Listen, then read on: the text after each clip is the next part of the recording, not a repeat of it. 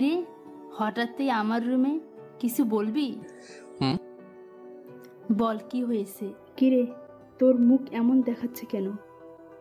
আর তুই কি কোনো মেয়েকে পছন্দ করতে পারলি, নাকি আমাকেই মেয়ে খুঁজতে হবে?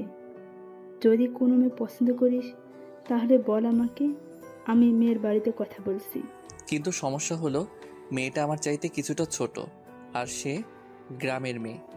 আরে, তা নিয়ে আমার কোনো আপত্তি নাই, কিন্তু কথা হলো সেই মেয়েটা তোর সাথে ভালোভাবে সংসার করতে পারবে কিনা, সেটাই ভাবার বিষয়।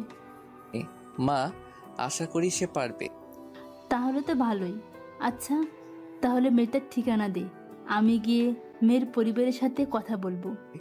মা, মেয়ের বাবার নাম্বার আমার কাছে আছে, তুমি তার সাথে কথা বলো। আর তার পরিবার বলতে তার মা নেই, সো তার বাবাকে আসতে বললে তিনি এখানে চলে আসবে। তোমার কষ্ট করে সেখানে যাওয়ার দরকার নেই, কারণ তুমি সেখানে গেলে মেয়ে রাজি নাও হতে পারে। আকাশের মা আকাশের শেষ কথাটা শুনে কিছুটা অবাক দৃষ্টিতে আকাশের দিকে তাকায়। কিছুক্ষণ পর স্বাভাবিক হয়ে তিনি নিজেই বলে, আচ্ছা ঠিক আছে, তার বাবার নাম্বার দে। ঈদের বাবার নাম্বার মাকে দিয়ে নিজের রুমে চলে গেল আকাশ। রুমে আসতেই দেখে বালিশের পাশে থাকা ফোনটা বাজছে। ফোনটা রিসিভ করতে অপর পাশ থেকে ফরিদ হাঁপাতে হাঁপাতে বলছে। ফরিদ আকাশের টিমের ছেলে। ভাই, শহরে অনেক ভয়ানক একটা গ্যাংয়ের উৎপত্তি হয়েছে, আর তারা ধীরে ধীরে আমাদের ছেলেপেলেকে মেরে ফেলছে। প্লিজ আপনি কিছু একটা করুন। কি কি বলিস তুই এসব? হ্যাঁ ভাই, তারা আজকে আমাদের 3টা ছেলেকে মেরে ফেলেছে। তুই তাদের কাউকে চিনিস বা দেখেছিস? না ভাই, তাদের বিষয়ে তেমন কিছু জানি না, তবে এটুকু শুনতে পেরেছি যে তাদের লিডার একটা মেয়ে, আর সেই মেয়ে মানুষকে আস্ত খেয়ে ফেলতে পারে। এক প্রকারের নরপিশাচ বলতে পারেন। কামড়েই নাকি মানুষকে মেরে ফেলতে পারে। শুধু সে একা নয়, তাদের টিমের অনেকেরই নাকি কামড়ে মানুষ মেরে ফেলার মতো ক্ষমতা আছে। আমাদের 3টা ছেলেকেও তারা কামড়ে মেরেছে। আমাদের ছেলেপেলের লাশ পাওয়ার পর তাদের গলার নিচে কারো দাঁতের চিহ্ন পেয়েছি, যে চিহ্নটা একদম গলার চামড়া থেকে নিয়ে শুরু করে গলার রগ পর্যন্ত গিয়েছে, যেসব দেখে স্পষ্ট বোঝা যাচ্ছে যে কেউ তাদের গলায় ধারালো দাঁত দিয়ে কামড়েছে। ঠিক আছে, আমি দেখছি, তোরা একটু সাবধানে থাক। তারপর আকাশ ফোন রেখে দিল বিছানার পাশে। মাথা খারাপ হয়ে গিয়েছে পুরো এই খবর শোনার পর। তখনই ফোনটা আবার বেজে ওঠে। বালিশের পাশ থেকে ফোনটা আবার হাতে উঠিয়ে দেখে ইদনির বাবার নাম্বার থেকে ফোন এসেছে। আকাশ তাড়াতাড়ি কিছু না ভেবে ফোনটা রিসিভ করলো। তখনই অপর পাশ থেকে ইদনি বলে ওঠে, সরি। চমকে গেলাম ইদনির এমন অদ্ভুত আচরণে। ইদনি, হঠাৎ সরি বলছো, কাহিনীটা কি? আসলে বাবা আমায় সব কিছু বলেছে বাসায় আসার পর, যে আপনি সেখানে গুন্ডামি করছিলেন না, বরং যারা গুন্ডামি করছিল আপনি তাদের শায়েস্তা করছিলেন। আমি দুঃখিত, প্লিজ কিছু মনে করবেন না। না, আমি কিছু মনে করিনি। Thank you. আচ্ছা, আপনার হাতের কি অবস্থা এখন? ভালো হয়েছে কি হাত? ভালো হয়েছে। আচ্ছা, তাহলে এবার রাখি, ভালো থাকবেন। তুমিও। তারপর ইদনি ফোন কেটে দিল। আকাশের বেশ খুশি লাগছে ইদনির এমন আচরণে। ভেতরে কেমন যেন অনুভূতি হচ্ছে ইদনিকে নিয়ে। এসব নিয়ে ভাবতে ভাবতে ঘুমিয়ে গেল। বিকালবেলায় আকাশের মা এসে ডাকতে শুরু করলো, এই আকাশ, ওঠ। কি হয়েছে মা? আরে উঠে বস আগে, পরে তোকে বলছি। আমি মেয়ের বাবার সাথে কথা বলেছি, তিনি রাজি তোর সাথে তার মেয়ের বিয়ে দিতে, কিন্তু তিনি বলেছেন আগামীকাল একবার গিয়ে তার সাথে দেখা করে আসতে। ঠিক আছে মা, আমি যাব। দেখতে দেখতে দিনটা কেটে গেল। পরের দিন সকালে কলেজে না গিয়ে ইদনির গ্রামে যাওয়ার জন্য রওনা দিল আকাশ। গার্ডকে সাথে নিয়ে ইদনির গ্রামে এসেছে। ইদনির বাসায় যাওয়ার মাঝপথে তার বাবার সাথে দেখা হলো। সাহেব, আপনি এসেছেন? হুম। সাহেব, আপনাকে কিছু বলার আছে। জি বলুন। ইদানিকে বিয়ের ব্যাপারে এখনো তেমন কিছুই বলিনি। সে শুধু জানে তার আজকে কেউ দেখতে আসবে। সো আপনি গিয়ে তার সাথে কথা বলুন। অবশ্য আশা করি সে রাজি হবে না, কিন্তু আমি বললে আবার আমার কথাও সে ফেলতে পারবে না, কারণ সে আমায় অনেক বেশি ভালোবাসে। তার যত কষ্টই হোক না কেন, সে তা মুখ বুজে সহ্য করে আমার কথা মেনে নেবে। ঠিক আছে, আমি গিয়ে তার সাথে কথা বলছি। ইদনির বাসায় চলে গেলাম। ইদনির সাথে কথা বলার জন্য সে আমাকে তার বাসায় দেখে অবাক দৃষ্টিতে বলতে লাগলো, এই আপনি এখানে কি করছেন? তোমার সাথে কথা বলতে এসেছি। মানে কি? আগে আমায় বসতে দাও। ভেতরে আসুন। এবার বলুন। ইদনি, আমি তোমায় বিয়ে করতে চাই। ইদনি আকাশের কথা শুনে চরম রেগে যায়। সে কোমর থেকে সেই চাকুটা বের করে বসা থেকে উঠে দাঁড়ায়। পরে আকাশের দিকে চাকু নিশারা করে বলে, আগেরবার তো হাত কেটেছি, এবার তোর গলা নামিয়ে দিব একদম। ইদনি, যা করার করো, আমি তোমায় বিয়ে করব, এটাই খালি জানি আমি। দেখ, আমার কিন্তু অতিরিক্ত রাগ উঠে যাচ্ছে। তুই কিন্তু অনেক বেড়েছিস। তোর দশা খারাপ করে ছেড়ে দেবো কিন্তু, বলে দিলাম। ইদনি, বললাম তো যে তোমার যা করার করো, কিন্তু আমি তোমায় বিয়ে করে নিজের বউ বানাবো। এই হারামি, আর একবার এই বিয়ের নাম মুখে আনবি না। তোর মতন গুন্ডাকে বিয়ে করার কোনো ইচ্ছে নেই আমার। আর তাছাড়া বাবা আমাকে এখন বিয়ে দিবে না। ইদনি, তোমার বাবার সাথে কথা বলে এখানে এসেছি। আকাশের মুখে তার বাবার কথা শুনে ইদনির গলার স্বর ছোট হয়ে যায়। বাবা বলেছে মানে? বুঝলাম না। তোমার বাবা তোমার আর আমার বিয়েতে রাজি। তার সাথে কথা বলেই তোমার কাছে এসেছি আমি। ইদনি চুপচাপ হয়ে যায় আকাশের কথা শুনে, কিন্তু কিছুক্ষণ পর সে নীরবতা ভেঙে নিজেই আকাশকে বলে, দেখ, আমার বাবা যদি তোর সাথে বিয়ে দেওয়ার সম্মতি দিয়ে থাকে তাহলে আমি চুপচাপ বিয়ে করে নেব। কিন্তু হ্যাঁ, তোর সাথে এই জন্মে কোনোদিনও সংসার করব না আমি, কারণ তুই হলি অনেক বড় গুন্ডা। আর তাছাড়া বয়সে তো আমার চাইতে অনেক সিনিয়র। সো সংসার করার স্বপ্ন তোর ভুলে যেতে হবে। আর তাছাড়া আমি নিজেই তোর সাথে কোনোদিন সংসার করব না। হ্যাঁ, বিয়ে করলে অবশ্য তোর বাড়িতেই থাকতে হবে আমার, কিন্তু তুই কোনোদিন আমার মন আর শরীর পাবি না। তোর মতন তুই থাকবি আর আমি আমার মতন পড়ে থাকবো। আর যদি কখনো তুই আমার সাথে জোর করে কিছু করার চেষ্টা করিস তাহলে সেদিন হয় তোকে মেরে ফেলবো, না হয় নিজে মরে যাব। মোট কথা, তোকে আমি এই জীবনে কোনো দিনও মেনে নেব না, কারণ তোর জন্য আমার মনে কোনো জায়গা নেই, আছে শুধু ঘৃণা। কিন্তু সেটা প্রকাশ করার ভাষা পাচ্ছি না বাবার সম্মতি দেখে। আর হ্যাঁ, আরেকটা কথা, তুই আমাকে বিয়ে করাটা তোর জন্য অনেক বড় কাল হয়ে দাঁড়াবে, এটাই খালি মাথায় ঢুকিয়ে রাখিস। ইদনির কথা আকাশ এক কান দিয়ে ঢুকিয়ে অন্য কান দিয়ে বের করে দেয়, কারণ সে আগে থেকে জানতো ইদনি এমন কিছুই করবে বা বলবে। অবশ্য তার ধারণা এর চেয়েও আরও নেগেটিভ ছিল ইদনিকে নিয়ে। ইদনি তাকে হয়তো আবারও চাকু দিয়ে আঘাত করবে, কিন্তু না, সে সেটা করেনি। যাক বাবা, বাঁচলাম মেয়েটার হাত থেকে। ইদনি, তুমি টেনশন করিও না, আমি তোমাকে আমার ভালোবাসা দিয়ে ঠিক পাল্টে দিব। আকাশ কথাগুলো মনে মনে বলে। তখনই ইদনি তাকে আবার বলে, শোন, তুই হয়তো এখন মনে মনে ভাবছিস যে বিয়ের পর আমাকে তোর মায়ায় আটকে পরিবর্তন করবি, তাহলে সেটা কিন্তু তোর ভুল ধারণা হবে। কারণ এই ইদনি কখনো পাল্টাবার মতন মানুষ না। সে যেটা একবার মুখ দিয়ে বলে সেটা সে করেই ছাড়ে। আর তোর ক্ষেত্রে তো আরো ভয়ঙ্কর হয়ে যাব আমি, কারণ তুই আমাকে চ্যালেঞ্জ ছুড়ে মেরেছিস। আমার অনিচ্ছা সত্ত্বেও তুই আমার বাবাকে পটিয়ে আমায় বিয়ে করেছিস। তোর জন্য সত্যি অনেক ভয়ঙ্কর কিছু অপেক্ষা করছে। ইদনির কথা শুনে তাজ্জব হয়ে গেল আকাশ, কারণ সে তার মনের কথাটা জেনে গেছে। না, এখন এখান থেকে যাওয়া উচিত। তাই বসা থেকে উঠে দাঁড়ালো আকাশ। ইদনি, বিয়ের জন্য তৈরি হও তুমি, আর আমার যা হওয়ার হবে তা নিয়ে কোনো মাথা ব্যথা নেই আমার। ইদনি আকাশের শেষ কথাটা শুনে আরো রেগে যায়। সে অগ্নি দৃষ্টিতে আকাশের দিকে তাকিয়ে থাকে। ইদনি, আমি চললাম এখন। যা দূর হ আমার চোখের সামনে থেকে, না হয় বিয়ের আগেই তোর মরণ হবে আমার হাতে। আকাশ ইদনির বাসা থেকে বেরিয়েছে সোজা হাঁটা ধরে। মাঝপথের সেই জায়গাটাতে আকাশের সাথে আবার ইদনির বাবার দেখা হয়।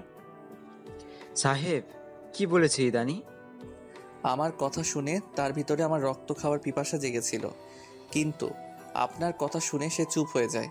কিন্তু তারপরেও অনেক কিছু বলেছে আমাকে, তবে সেসব আপনাকে না বলাই ভালো। আপনি খালি বিয়ের ব্যবস্থা করুন, যত জলদি তাকে বিয়ে করব ততই ভালো আমার জন্য। ঠিক আছে, আমি আমার মায়ের সাথে কথা বলে আসছে শুক্রবার বিয়ের ডেট ফাইনাল করব। ইদনির বাবার সাথে কথা শেষ করে চলে আসলো আকাশ। বাড়িতে বডিগার্ড অপেক্ষা করছে বসে বসে। তার সাথে আবারও বাসায় চলে আসলো। বাসায় এসে মাকে জানালো মেয়ের বাবার সাথে এবং মেয়ের সাথে কথা হয়েছে, কিন্তু কী কথা হয়েছে সেটা বলল না আকাশ। কারণ ইদনির সম্পর্কে তার মাকে বললে তিনি এই জন্মে আর ইদনির সাথে বিয়ে দিবে না আকাশের। ইদনির আচরণ সম্পর্কে লুকিয়ে রাখে, তার কিছু প্রশংসা করল। আকাশের মা তো বেশ খুশি। তারপর আকাশ নিজের রুমে চলে আসলো। সময় সময়ের মতো কাটছে। রাতের বেলায় ফরিদ আবারও ফোন দিল। ভাই, কোনো খবর পেয়েছেন সেই গ্যাংস্টারের সম্পর্কে? না, আমি এখনও এসবে মাথা ঘামাইনি, আর আগামী 1 সপ্তাহ ঘামাবো না। তোরা সাবধানতার সাথে থাক, 1 সপ্তাহ পর আমি এসবে মাথা ঘামাবো। ঠিক আছে ভাই। তারপর ফোন রেখে দিল আকাশ। আর 1 সপ্তাহ মাথা ঘামাবে না, কারণ আকাশের ইদনিকে বিয়ে করতে চলেছে। তাই সে মোতাবেক নিজেকে শান্তশিষ্টভাবে গুছিয়ে রাখল। সময় তার আপন মনে চলছে। দেখতে দেখতে বিয়ের দিন চলে এলো। বিয়ের সমস্ত ফর্মালিটি শেষ করে ইদনিকে আপন করে নিয়েছে আকাশ। বাসর ঘরে ইদনি বসে আছে, আর আকাশ বাসর ঘরের সামনে দাঁড়িয়ে দাঁড়িয়ে ইদনির সম্পর্কে ভাবছে। তখনই আকাশের মা আসে। এত ভাবাভাবের কিছু নাই, পছন্দ করে বিয়ে করেছিস তো এত ভাবার কি আছে? যা, ভেতরে যা। মায়ের কথা মতো বাসর ঘরে দরজা খুলে ভেতরে প্রবেশ করলো আকাশ। আকাশের উপস্থিতি টের পেয়ে ইদনি খাট থেকে নেমে আকাশের পা ধরে সালাম করতে লাগলো। ইদনির আচরণে বেশ অবাক হলো আকাশ, কিন্তু সেটা ইদনিকে বুঝতে দিল না। আকাশ আপন মনে ইদনিকে পা ছুঁতে না দিয়ে 2 হাত তার বাহুতে রেখে তাকে উঠানো ট্রাই করলো। তখনই সে শাড়ির ভেতর থেকে চাকু বের করে আকাশের হাতে ঘা মেরে দিল, আর সাথে সাথে হাতের মাংস কেটে গিয়ে সেখান থেকে চিরচির করে রক্ত বের হতে আরম্ভ করলো। অবাক দৃষ্টিতে ইদনির দিকে তাকিয়ে আছে আকাশ। তার আচরণে পুরোপুরি বোবা হয়ে গিয়েছে। তাকে বলার মতো সমস্ত ভাষা যেন হারিয়ে ফেলেছে আকাশ। সে আকাশের চোখের দিকে এক পলক তাকিয়ে ওয়ার্ড্রোবের সামনে চলে গেল। পরে গলা আর কান থেকে স্বর্ণের গহনাগুলো খুলতে আরম্ভ করলো। আকাশের হাত থেকে এখনো ধীর গতিতে স্রোতের মতো রক্ত পড়ছে।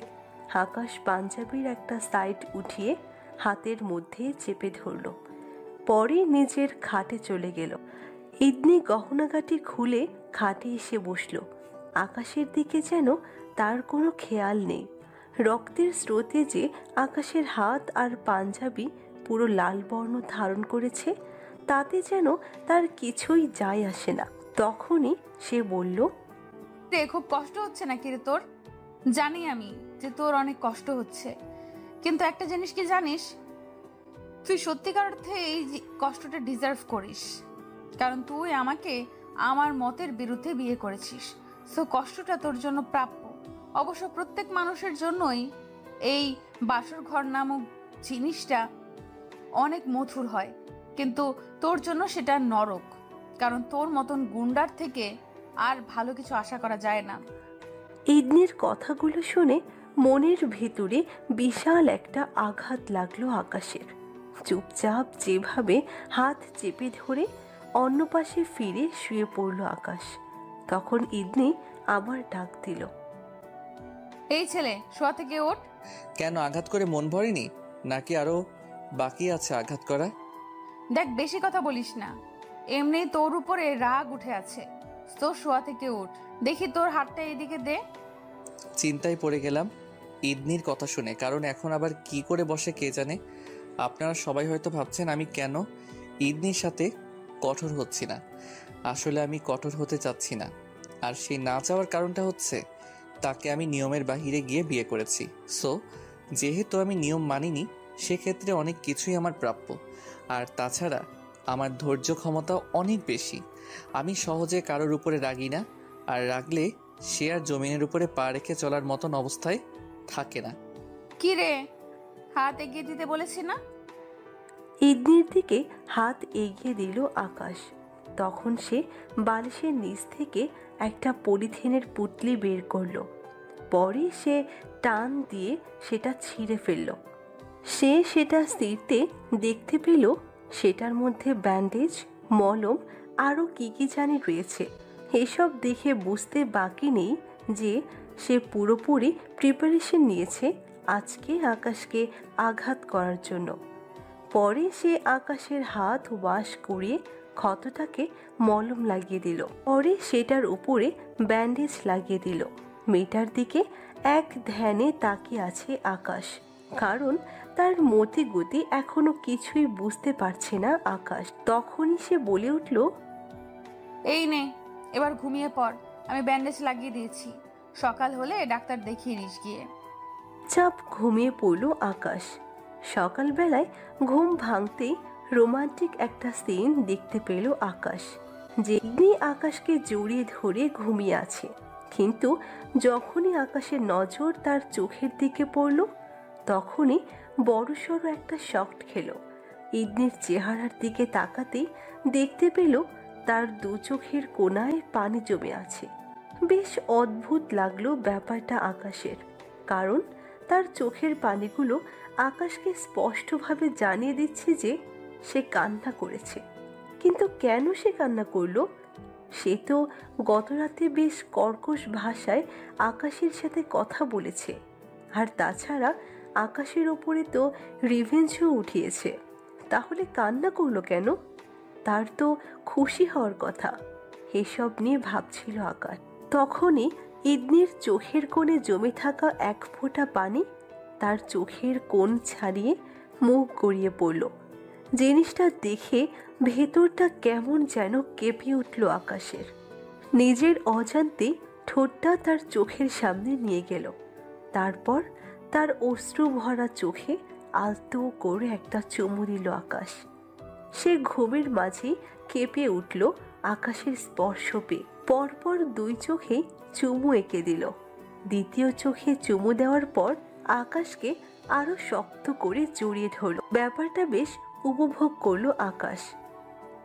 আকাশ চুপচাপ শুয়ে আছে তার সাথে। তখনই রুমের বাইরে থেকে আকাশের মা এসে ডাকাডাকি শুরু করলো, এই আকাশ, ওঠ, বৌমাকে নিয়ে নিচে আয়। আর বিছানায় শুয়ে থাকা হলো না। ইদনির থেকে নিজেকে ছাড়িয়ে নিয়ে বিছানা ছেড়ে উঠে পড়ল আকাশ, আর ইদনিকেও ডেকে দিল। সে ঘুম থেকে উঠেই আকাশের দিকে বড় বড় চোখ করে তাকিয়ে আছে। আকাশ তার চোখের থেকে নজর সরিয়ে ওয়াশরুমে ঢুকে পড়ল। কিছুক্ষণ পর ফ্রেশ হয়ে বের হতেই ইদনি দৌড়ে ওয়াশরুমে ঢুকে গেল। আকাশ রেডি হয়ে বসে আছে। ইদনিও ওয়াশরুম থেকে ফ্রেশ হয়ে বের হলো। পরে আকাশ তাকে বলল রেডি হয়ে নিচে যেতে। ইদনি আকাশের কথার প্রত্যুত্তরে কিছু না বলে চুপচাপ রেডি হয়ে নিল। তারপর এসে আকাশের সামনে দাঁড়ালো। তুই তাড়াতাড়ি আগে হসপিটালে যাবি হাত দেখাতে। তোর হাতের কোনো কিছু হওয়া আমি চাই না। আমাকে নিয়ে এত চিন্তা করার কি আছে? তুমি নিজেই তো আমায় ছুরি দিয়ে আঘাত করেছো, আবার এখন নিজেই ছটফট করছো আর কষ্ট পাচ্ছ আমার জন্য। কিরে, কথা কানে যায়নি তোর? এই তোকে কে বলেছে যে আমি তোর জন্য কষ্ট পাচ্ছি? কেউ বলতে হবে নাকি? তোমার আচরণেই তো সব বোঝা যাচ্ছে। একদম ভুল ভেবেছিস তুই, কারণ আমি কোনো কষ্ট পাচ্ছি না। তবে হ্যাঁ, ছটফট করছি। আর তার কারণ হলো তোর হাত ঠিক না হলে আবার ছুরি দিয়ে আঘাত করতে পারবো না আমি, তাই আমি ছটফট করছি। সো তুই তাড়াতাড়ি ঠিক হ। ইদনির কথা শুনে চোখ বড় বড় হয়ে গেল আমার। মনে মনে ভাবছি, এ কাকে বিয়ে করে আনলাম আমি, যার কাছে কিনা কোনো কদরই নেই আমার, যে কিনা সবসময় আমায় আঘাত করার চিন্তা ফিকির নিয়ে থাকে। এই তুই কি এত ভাবছিস? হ্যাঁ না কিছু না, চলো নিচে যাব। চল। ইদনিকে নিয়ে নিচে চলে এলো আকাশ। বাড়িতে অনেক লোকজন এসেছে নতুন বউকে দেখতে। সবাই অনেক খুশি ইদনির ওপরে, কারণ তাদের মনের মতো মেয়ে পেয়েছে। সবাই ইদনিকে নিয়ে ব্যস্ত হয়ে পড়েছে।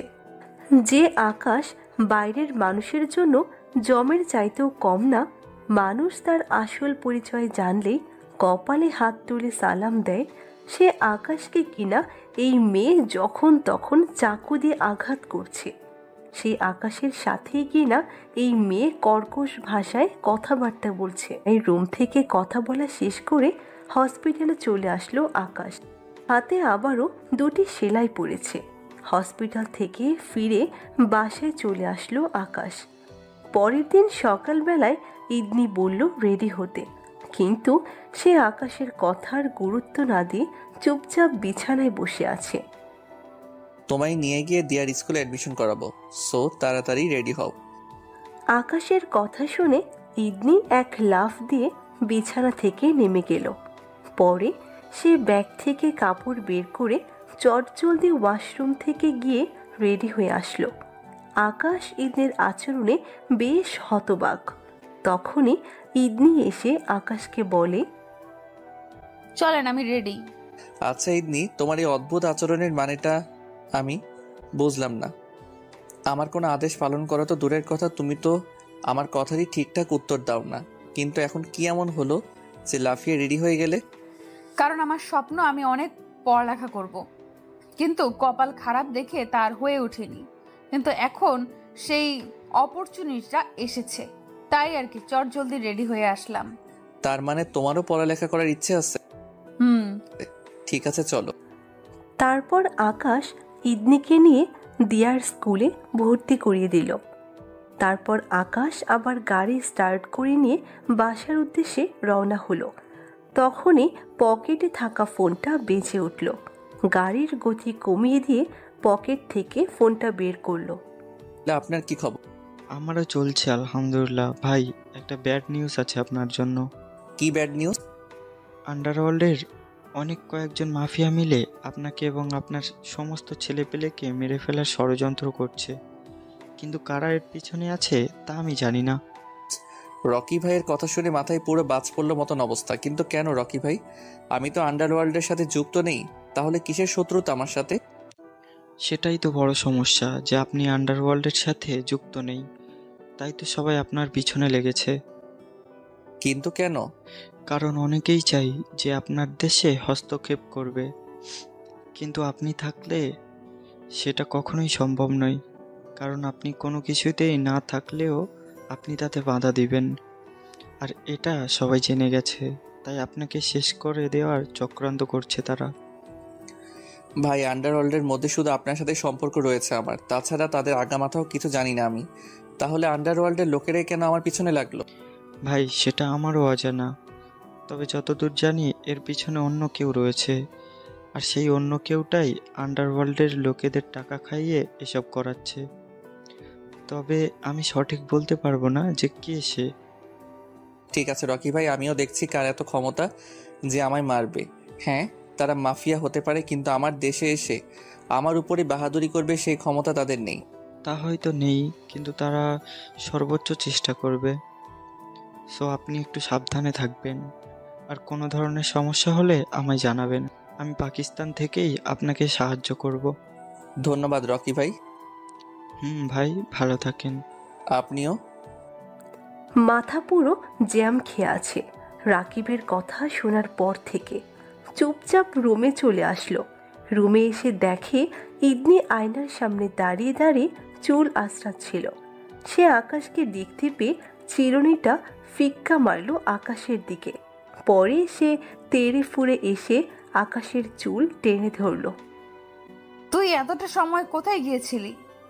অফিসে গিয়েছিলাম। এখন কিসের তোর অফিস? হ্যাঁ, তুই যে বিয়ে করেছিস সেটা কি তোর মাথায় নেই? হ্যাঁ আছে, আর তুমি আমার চুল ছাড়ো। না, আমি ছাড়বো না, কারণ তুই আমায় রেখে এতটা সময় অফিসে কি করছিলি? আরে আজিব তো, কি শুরু করলে তুমি? হ্যাঁ, তোমার সাথে আমার কিসের কি যে বাড়িতে পড়ে থাকতে হবে আমার? তুমি তো আমায় স্বামী হিসেবেই মানো না, তাহলে এতটা হাইপার হচ্ছ কেন এই বিষয় নিয়ে? কারণ আমার একা থাকতে বোরিং লাগে। তুমি একা কোথায়? বাসায় তো সবাই আছে। না, তা আছে, কিন্তু কথাবার্তা তো তোর সাথেই বেশি হয় আমার, আর তোর সাথেই বেশি মিশেছি আমি। সো তোকেই আমার কাছে থাকতে হবে সব সময়।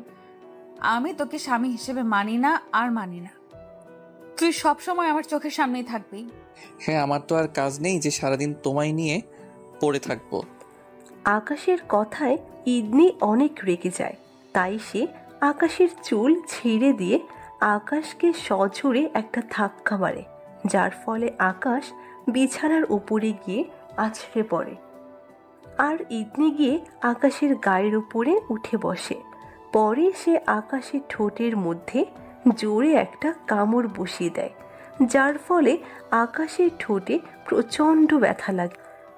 কিন্তু সে কোনো ধরনের রিয়্যাক্ট না করে ইদনির দিকে চোখ পাকিয়ে তাকায়, কারণ সে কোনোদিনও কল্পনা করেনি যে ইদনি তার এমন জায়গায় কামড় বসাবে। আকাশ অবাক দৃষ্টিতে ইদনির দিকে তাকিয়ে থাকে। কিছুক্ষণ পর ইদনি তাকে ছেড়ে দিয়ে দূরে সরে যায়। এবার আকাশ ইদনিকে বলে, ইদনি, কি ছিল এটা? তোর শাস্তি। তা ঠিক আছে, কিন্তু ঠোঁটে কামড় কেন? ইদনি এবার চুপচাপ হয়ে যায়, কারণ এতটা সময় তার মাঝে হুঁশ জ্ঞান কিছুই ছিল না। কারণ সে আকাশের কথায় কামড় দিয়েছে সেটা সে নিজেও বলতে পারবে না। কিন্তু যখন আকাশের মুখ থেকে ঠোঁটের কথা শুনে তখন তার হুঁশ জায়গা মতন আসে। সে লজ্জায় চুপ হয়ে যায়। আসলে আমি না বুঝে অমনটা করেছি, আর তাছাড়া আপনাকে আঘাত করার সময় আপনার ঠোঁটটাই সর্বপ্রথম আমার চোখের সামনে এসেছে, তাই বেখেয়ালিভাবে ঠোঁটেই কামড় বসিয়ে দিয়েছি। আর বেখেয়ালি হওয়ার কারণটা হলো আপনার উপরে অতিরিক্ত মাত্রায় রাগ উঠেছে আমার। কারণ কেন আপনি আমায় একা বাসায় রেখে এতটা সময় বাসার বাইরে থাকবেন? ইদনি আর কোনো কথা বলে না, মাথা নামিয়ে চুপচাপ আকাশের থেকে কিছুটা দূরে বসে আছে। আর আকাশও কিছু বলে না। আকাশ নিচে যাওয়ার জন্য বিছানা থেকে ফ্লোরে পা নামায়। তখনই ইদনি এসে খপ করে আকাশের শার্ট খামছে ধরে তার বুকে মাথা রাখে। তারপর ইদনি বলতে থাকে, বললাম তো আমার একা থাকতে ভালো লাগে না, আমি একা থাকতে পারি না, তাই আমার তোকে চাই এখন। তুই একদম এখন নিচে যাবি না, চুপচাপ আমায় নিয়ে রুমের মধ্যে বসে থাকবি। না হয় যদি তুই এখন নিচে যাস তাহলে কিন্তু তোর পায়ের মধ্যেও আমি ছুরি মেরে দিব। ইদনির পাগলামো দেখে আকাশ আর নিচে যায় না। সে চুপচাপ ইদনির আচরণে সাড়া দিচ্ছে। আর ইদনি আকাশের বুকে মুখ গুজিয়ে নিয়ে শব্দ করে ফোপাচ্ছে। ইদনির ফোপানো দেখে আকাশ নিজেও এবার দুহাত দিয়ে ইদনিকে জড়িয়ে ধরে। এমনভাবে অনেকটা সময় কাটে। পরে আকাশ লক্ষ্য করে যে ইদনি তার বুকের মধ্যেই ঘুমিয়ে পড়েছে। তাই সে ইদনিকে নিচ থেকে ছাড়িয়ে নিয়ে বিছানার বালিশের মধ্যে শুইয়ে দেয়। পরে সে মিটমিট করে হাসতে হাসতে নিচে চলে যায়। পরে আকাশও খাওয়া দাওয়া করে নিয়ে রুমে এসে ঘুমিয়ে পড়ে। পরের দিন সকালবেলায় ইদনি আগে ভাগে ঘুম থেকে উঠে যায়। সে ঘুম থেকে উঠে চুপচাপ বসে আছে। আর কিছুক্ষণ পর আকাশেরও ঘুম ভাঙে। তার ঘুম ভাঙার পর ইদনিকে বসে থাকতে দেখে বলে, আচ্ছা শোনো, তুমি রেডি হয়ে নাও, আমি তোমাকে আর দিয়াকে একসাথে স্কুলে দিয়ে আসবো। ইদনি চটজলদি রেডি হতে চলে যায়। কিছুক্ষণ পর সে ফ্রেশ হয়ে এসে রেডি হয়ে নেয়। তারপর আকাশও ফ্রেশ হয়ে রেডি হয়। পরে ইদনি আর আকাশ চলে যায় স্কুলে। ইদনিকে ক্লাসে দিয়ে আসার সময় একটা মেয়ে এসে আকাশকে বলে, এই যে, আপনি নিশ্চয় ইদনির ভাই? কিন্তু কেন? কেন বলতে আসলে আসলে কি? আপনি দেখতে অনেক হ্যান্ডসাম। আপনাকে আগেও বেশ কয়েকবার ইতনিকে স্কুলে আনা নেয়া করতে দেখেছি। সে তখন থেকে আপনাকে কেন জানি আমার ভালো লাগে। মেয়েটার মুখে এমন কথা শুনে ইদনি চোখ পাকিয়ে আকাশের দিকে তাকিয়ে থাকে। তখনই আকাশের মাথায় একটা বুদ্ধি আসে। আসলে তুমিও অনেক সুন্দরী, অনেক মায়াবী দেখতে তোমার চেহারাটা, একদম মনোমুগ্ধকর। আকাশের কথা শুনে মেয়েটা বেশ লজ্জা পায়, কিন্তু অন্যদিকে ইদনি চরম রেগে যায়। কিন্তু সে কিছুই বলতে পারে না আকাশকে, কারণ সে আকাশকে কিছু বলার মতন যোগ্যতা রাখে না। যদি সে আকাশকে স্বামী হিসেবে মানত বা তাকে স্ত্রীর অধিকার দিত, তাহলে সে হয়তো কিছু বলতে পারত, কিন্তু সেই সুযোগ বা অবস্থান তার নেই বা হয়নি এখনো। তাই সে কিছুই বলে না, কিন্তু তার ভেতরে কেমন যেন এক ধরনের খারাপ লাগা কাজ করছে। মনে হচ্ছে যেন তার জিনিসের উপরে কেউ অধিকার ফলাচ্ছে। অদ্ভুত ধরনের একটা কষ্ট অনুভব করছে সে নিজের ভেতরে। তাই সে চোখ মুখ কালো করে সামনের দিকে হাঁটা ধরে। এইদিকে আকাশ ইদনির হাবভাব দেখে বুঝতে পারে যে তার ওষুধটা কাজে লেগেছে। আচ্ছা, আমি এখন যাচ্ছি, আমার একটা জরুরি কাজ আছে।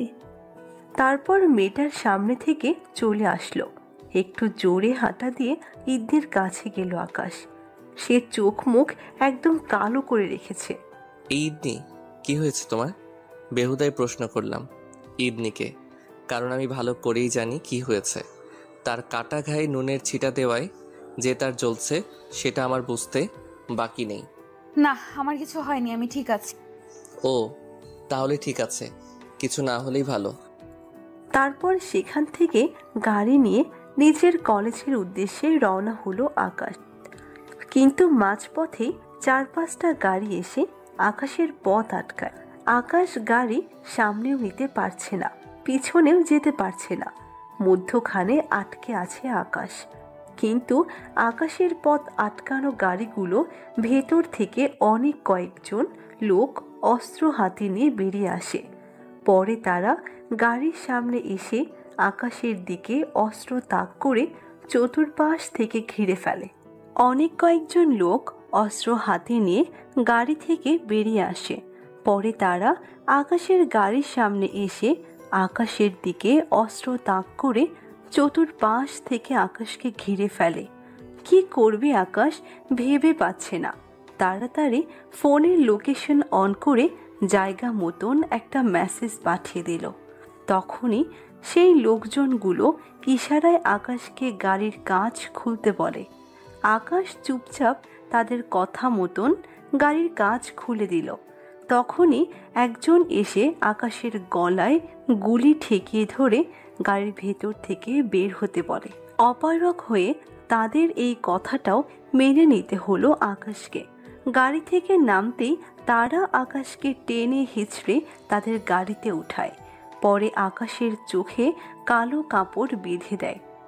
যখন তারা আকাশের চোখ থেকে কালো কাপড় খুলে, তখন নিজেকে আবিষ্কার করলো একটা বন্ধ ঘরের মধ্যে। তাদের সবাই মুখের মধ্যে মাস্ক, কারোই চেহারাই দেখা যাচ্ছে না। তারা আকাশকে দড়ি দিয়ে একটা চেয়ারের সাথে হাত পা বেঁধে ফেলল। এই তোমরা কারা, আর আমাকে এখানে কেন এনেছো? তোর জম, তোকে এখানে এনেছি মারার জন্য। ও, ভালো কথা, তো মেরে ফেলো আমায়। না, এত সহজে না।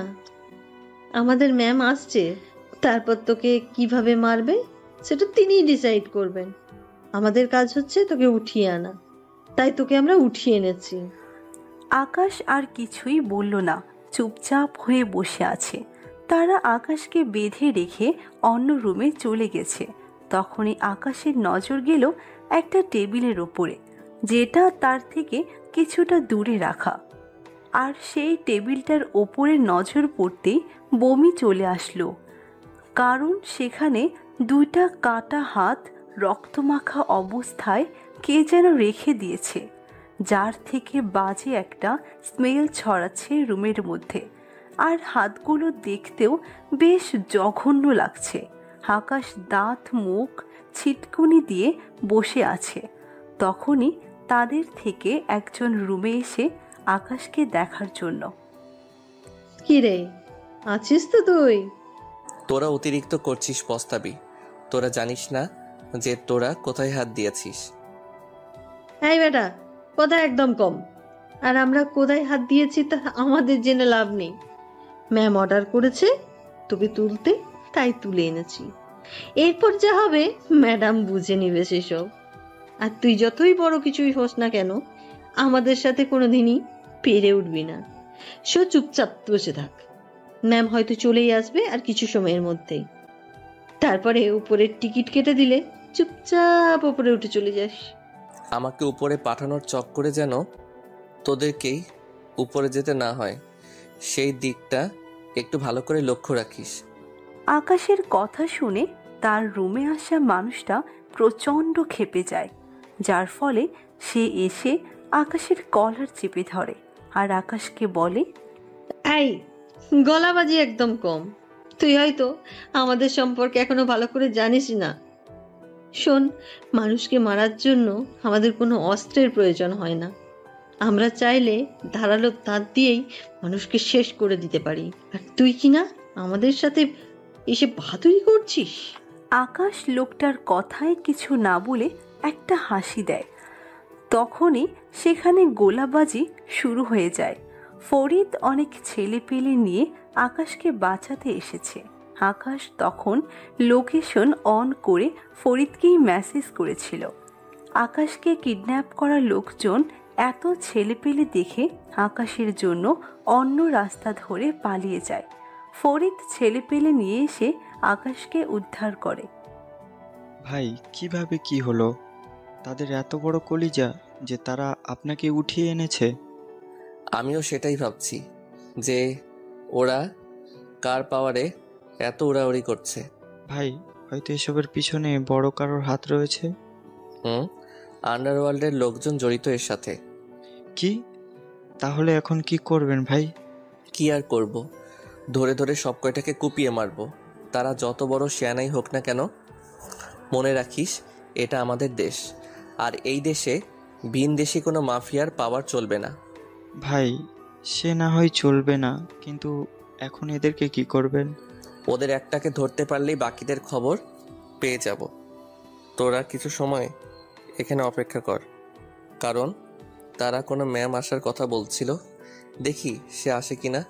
অবশ্য আসবে না জানি, কারণ তারা হয়তো এত সময়ে তাদের ম্যামকে ইনফর্ম করে দিয়েছে। তাও একটু অপেক্ষা করে দেখি ভাই। ছেলে পেলে নিয়ে অনেকটা সময় অপেক্ষা করলো আকাশ তাদের ম্যামের জন্য, কিন্তু সে আসলো না। তার মানে অবশ্যই তাদের ছেলে পেলে আমাদের বিষয় জানিয়ে দিয়েছে। এই ফরিদ, চল এখান থেকে।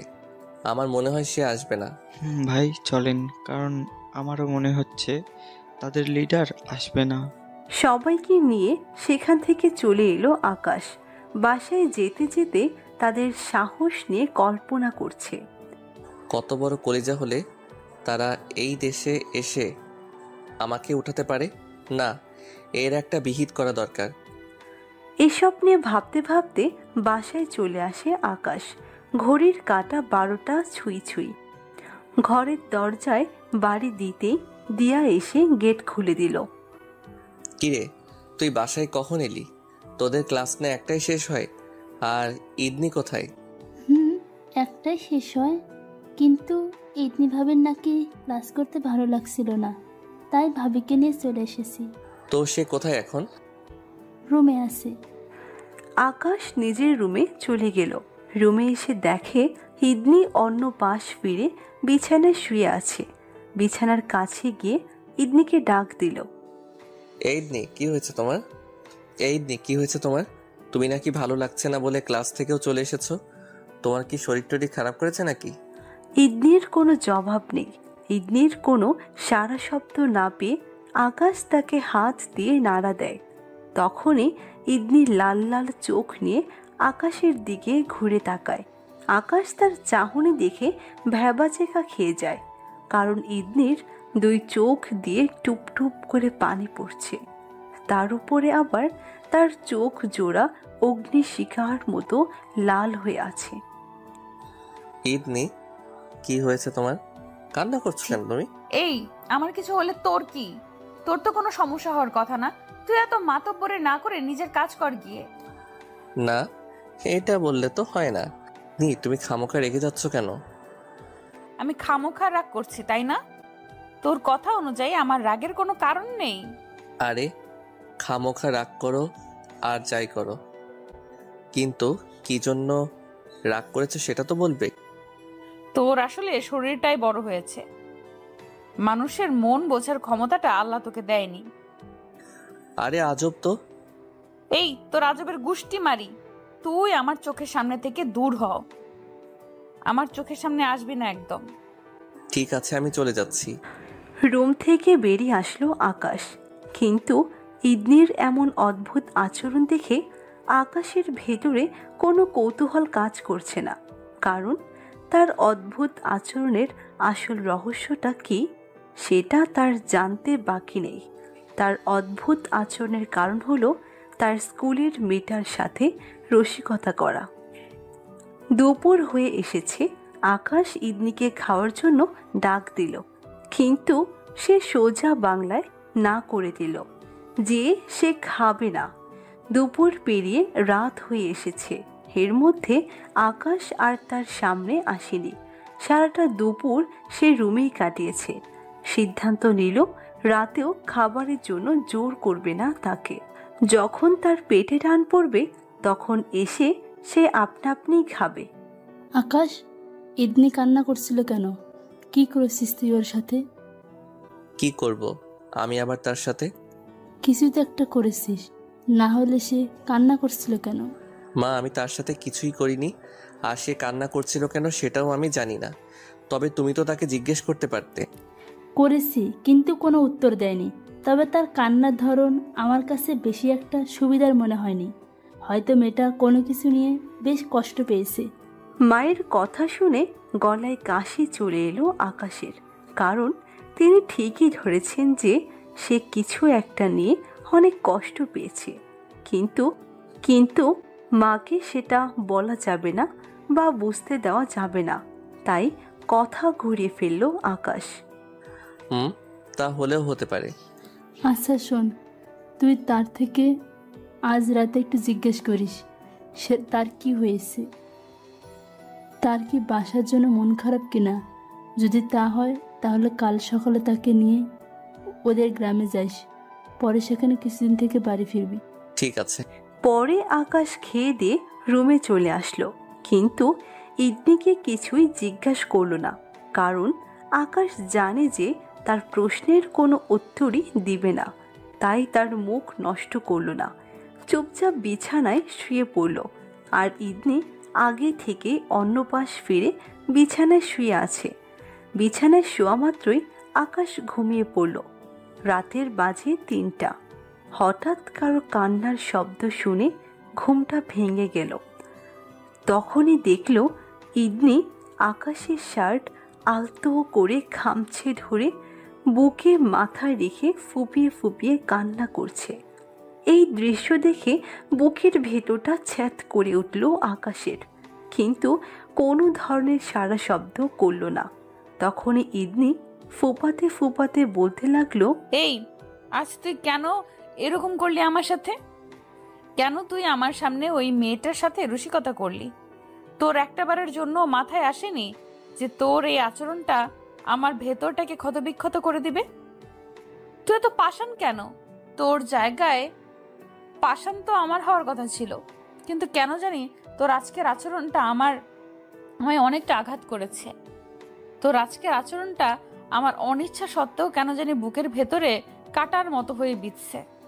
যেখানে আমি তোকে সহ্যই করতে পারি না, সেখানে কেন এমন কষ্ট হচ্ছে তুই অন্যের সাথে রসিকতা করায়? বল, কেন কষ্ট হচ্ছে? কেন আমি তোর সেই আচরণটাকে মেনে নিতে পারছি না? কেন পারছি না বল? ইদনি আকাশকে জড়িয়ে ধরে কান্না করছে আর পাগলের মতো প্রলাপ করছে। ইদনি ভেবেছে আকাশ হয়তো ঘুমের রাজ্যে হারিয়ে গেছে, আর তার কোনো কথাই সে শুনছে না। কিন্তু আকাশের তো বহু আগেই ঘুম ভেঙে গিয়েছে।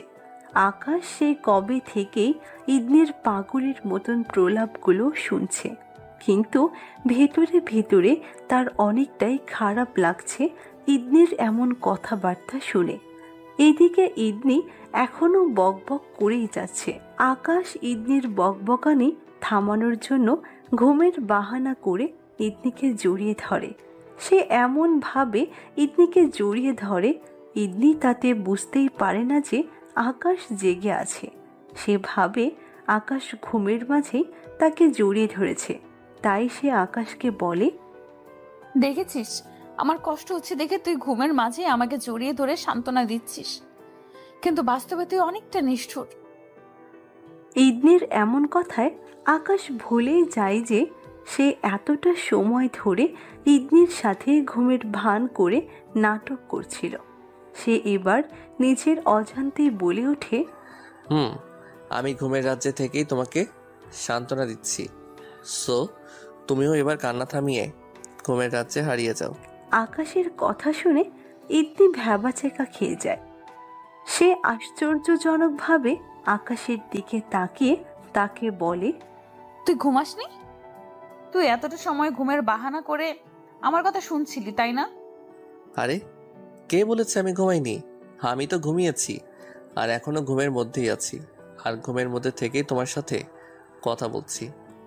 আকাশের কথা শুনে ইদনি দাঁতে দাঁত চেপে ধরে আকাশকে বলে, শয়তান কুত্তা কোথাকার, তুই আস্ত একটা বড় শয়তান। আমি শয়তান আর তুমি ধোয়া তুলসী পাতা।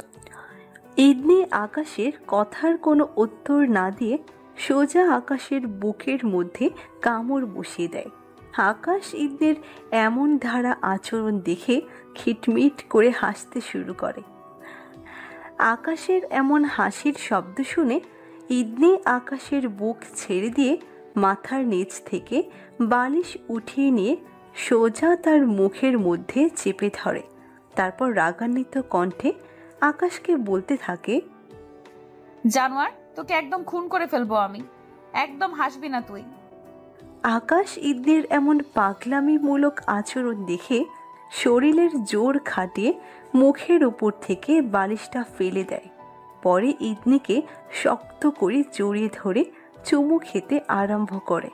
আর এদিকে ইদনি আকাশের ঠোঁটের উষ্ণ ছোঁয়া পেয়ে পুরোপুরি শান্ত হয়ে যায়। সে যেন পাগলামি বন্ধ করার মেডিসিন পেয়ে গেছে। আকাশের মেডিসিনের কার্যকারিতা তার ওপরে এত পরিমাণে প্রভাব ফেলে যে সে পাগলামির রাজ্য ছেড়ে অন্য রাজ্যে গিয়ে পাড়ি জমায়। ইদনি চুপচাপ আকাশের স্পর্শ অনুভব করছে। অবশ্য সে চুপচাপ থাকলেও তার ভেতরটা টর্নেডোর মতো উতাল পাতাল করছে। সে যেন নিজের ভেতরটাকে কোনোভাবেই শান্ত করতে পারছে না। তখনই আকাশ তাকে ছেড়ে দেয় আর বলে, এবার ঘুমিয়ে পড়ো। ইদনি চুপচাপ আকাশের কথা মেনে নেয়। সে চোখ বন্ধ করে শুয়ে আছে, কিন্তু তার ভেতর থেকে মাতাল প্রবাহ এখনো পুরোপুরি বের হয়নি। এখনো তার ভেতরে আকাশের স্পর্শের রেশ রয়ে গিয়েছে। সে মনে মনে চিন্তা করে, কে আমি? আমি কি সত্যি সেই ইদনি যে কিনা এই লোককে প্রথম দেখায় ছুরি মেরেছিল, আর আজকে সেই লোকের স্পর্শেই আমার ভেতরটা উথাল পাথাল করছে?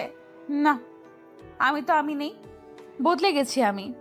কারণ আমার শরীরের সমস্ত রক্ত সব সময় রাগের কারণে উত্তক্ত হয়ে থাকতো, আর আজও রক্ত উত্তক্ত হয়ে আছে, কিন্তু সেটা ভিন্ন কোনো কারণে না। আমার মাঝে পরিবর্তন এসেছে। ইদনি এসব নিয়ে ভাবতে ভাবতে ঘুমিয়ে পড়ে। অন্যদিকে সকালবেলায় ইদনির আগে আকাশের ঘুম ভাঙে। সে ঘুম থেকে উঠে ফ্রেশ হয়ে নেয়। পরে ইদনিকে ডাক দেয়, এই ইদনি, ঘুম থেকে উঠো, তোমার স্কুলে যাওয়ার সময় হয়ে এসেছে। সো উঠে তাড়াতাড়ি রেডি হয়ে নাও, পরে তোমাকে আর দিয়াকে স্কুলে দিয়ে এসে আমি আমার কলেজে যাব। আকাশের ডাকে ইদনি ঘুম থেকে উঠে যায়, কিন্তু সে আকাশকে বলে, না, আপনার আমাদেরকে স্কুলে দিয়ে আসতে হবে না, আমি আর দিয়া মিলে চলে যেতে পারবো। না, তা হচ্ছে না। আমি তোমাদেরকে স্কুলে পৌঁছে দিয়ে এসেই কলেজে যাব। এই খচ্চর চুপ একদম। আমি বলেছি না আমরা আমাদের মতন করে চলে যেতে পারবো, আমাদেরকে তোর দিয়ে আসতে হবে না। তাও কেন তুই স্কুলে দিয়ে আসার জন্য বাড়াবাড়ি করছিস? সাথে কথা বলার জন্য নাকি? তুই কি ভেবেছিস আমি কিছু বুঝি না? ইদনি দেখো, তেমনটা কিছুই নয়। এই রাগ তোর তেমন তেমন, তোর তেমনের গুষ্টি মারি আমি। আমাদেরকে তোর স্কুলে দিয়ে আসতে হবে না, আমরা একাই যেতে পারবো স্কুলে। ইদনি, তুমি রাগ দেখাও আর যাই করো, তোমাদেরকে আমি একা ছাড়ছি না। কারণ আমার পিছনে অনেক শত্রু লেগে আছে, তারা যে কোনো সময় তোমার আর দিয়ার ক্ষতি করে দিতে পারে। এই একদম বাহানা দেখাবি না আমাকে। আমি ভালো করে জানি যে তুই সেই মেয়ের সাথে কথা বলার জন্য এত তাল বাহানা করছিস। সো আমি যেটা বলছি সেটাই, তোর আমাদেরকে স্কুলে দিয়ে আসতে হবে না, আমরা আমাদের মতন একাই যাব। আর যদি তুই আমাদেরকে একা যেতে না দিস তাহলে স্কুলেই যাব না আমি। ঠিক আছে, যাও, তোমার কথাই মেনে নিলাম। আমি তোমাদেরকে স্কুলে দিয়ে আসতে যাব না, কিন্তু তোমরা গার্ডকে সাথে নিয়ে যাবে। না, তার কোনো প্রয়োজন নেই। আকাশ তার কথা শুনে নিচে চলে আসে। পরে নিচে এসে নাস্তা করে নেয়। নাস্তা শেষ করে 4 জন গার্ডকে বলে ইদনি আর দিয়াকে স্কুলে দিয়ে আসতে আর ফুল টাইম স্কুলে থাকতে। পরে আকাশ রেডি হয়ে তার পার্সোনাল গাড়ি নিয়ে কলেজের উদ্দেশ্যে রওনা হয়। অন্যদিকে গার্ড দিয়া আর ইদনিকে নিয়ে স্কুলের জন্য রওনা হয়েছে। ইদনি গাড়ির ভেতরে বসে বসে গত রাতের কথা ভাবছে। গত রাতের সমস্ত কিছুই যেন তার কাছে এখনো স্বপ্নের মতন মনে হচ্ছে। আচ্ছা, সত্যি কি আমি বদলে গেছি? না হয়তো গতকাল রাতে সেই লোকটাকে কিছু বললাম না কেন আমি, তার মানে আমি সত্যিই বদলে গেছি। না, আমার নিজেকে সংশোধন করতে হবে। আমি লোকটার আচরণে তাল মিলালে হবে না, কারণ লোকটাকে আমি ঘৃণা করি। সে আমায় জোর করে বিয়ে করেছে। এসব ভাবতে ভাবতে ইদনি আর দিয়া স্কুলের সামনে চলে আসে। সে স্কুলটাকে খুঁটে খুঁটে দেখছে। তখনই তার সামনে তারই ক্লাসের একটা ছেলে আসে। এরপর সেই ছেলেটা তাকে বলে, তোমাকে গতকাল স্কুলে দেখে আমি তোমার প্রেমে পড়ে গেছি। সো আমি চাই তোমার সাথে প্রেম করতে। তুমি কি হবে আমার মনের রানী? এই কথা সবাই বলে, আসলে আমার এসবের প্রতি কোনো ইন্টারেস্ট নাই। এই প্লিজ প্লিজ, তুমি এভাবে বলো না। আমি সত্যিই বলছি, গতকাল তোমাকে দেখেই তোমার প্রেমে পড়ে গেছি আমি। আর বিশ্বাস করো, গতকাল সারাটা রাত আমি ঘুমাতে পারিনি। ইদনি ছেলেটার ভোলা ভোলা কথা শুনে মুহূর্তের জন্য ভুলে যায় যে সে বিবাহিত, তার সাথে অন্য কারো জীবন জড়িয়ে আছে। আর সে ছেলেটাও ইদনির ব্যাপারে জানে না যে ইদনি বিবাহিত। ইদনি ছেলেটাকে বলে, আমি এমন কাউকে জীবনে চেয়েছিলাম, কারণ আমার অধিক পরিমাণে রাগ, তাই আমি এমন কাউকে জীবনে আশা করেছিলাম যে সে সবসময় আমার রাগের প্রাধান্য দিবে। আরে আমি তো এসে গেছি, আমি তোমার সমস্ত রাগের প্রাধান্য দিব। তোমার কথার দ্বিমত কখনো পোষণ করব না। তুমি মুখ ফুটে যাই বলবে আমি তাই মেনে নিব। প্লিজ তুমি রাজি হয়ে যাও। আচ্ছা ঠিক আছে, আমি ভেবে জানাবো। তুমি আগামীকাল আমায় ভেবে জানিও, আমি তোমার জন্য অপেক্ষা করব। তারপর ছেলেটা চলে যায়, কিন্তু ইদনি সেখানে দাঁড়িয়ে থাকে। অন্যদিকে তাদের দুজনের সমস্ত আলাপ গার্ড শুনে নিয়েছে, কারণ গার্ড ইদনিকে ক্লাসরুম থেকে বের হতে দেখেই তার দিকে এগিয়ে আসে।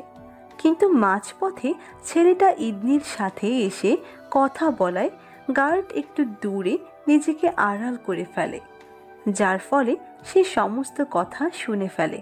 অন্যদিকে আকাশ ক্লাসে বসে আছে আর স্যার লেকচার দিচ্ছে, কিন্তু তার মন অন্য কোথাও।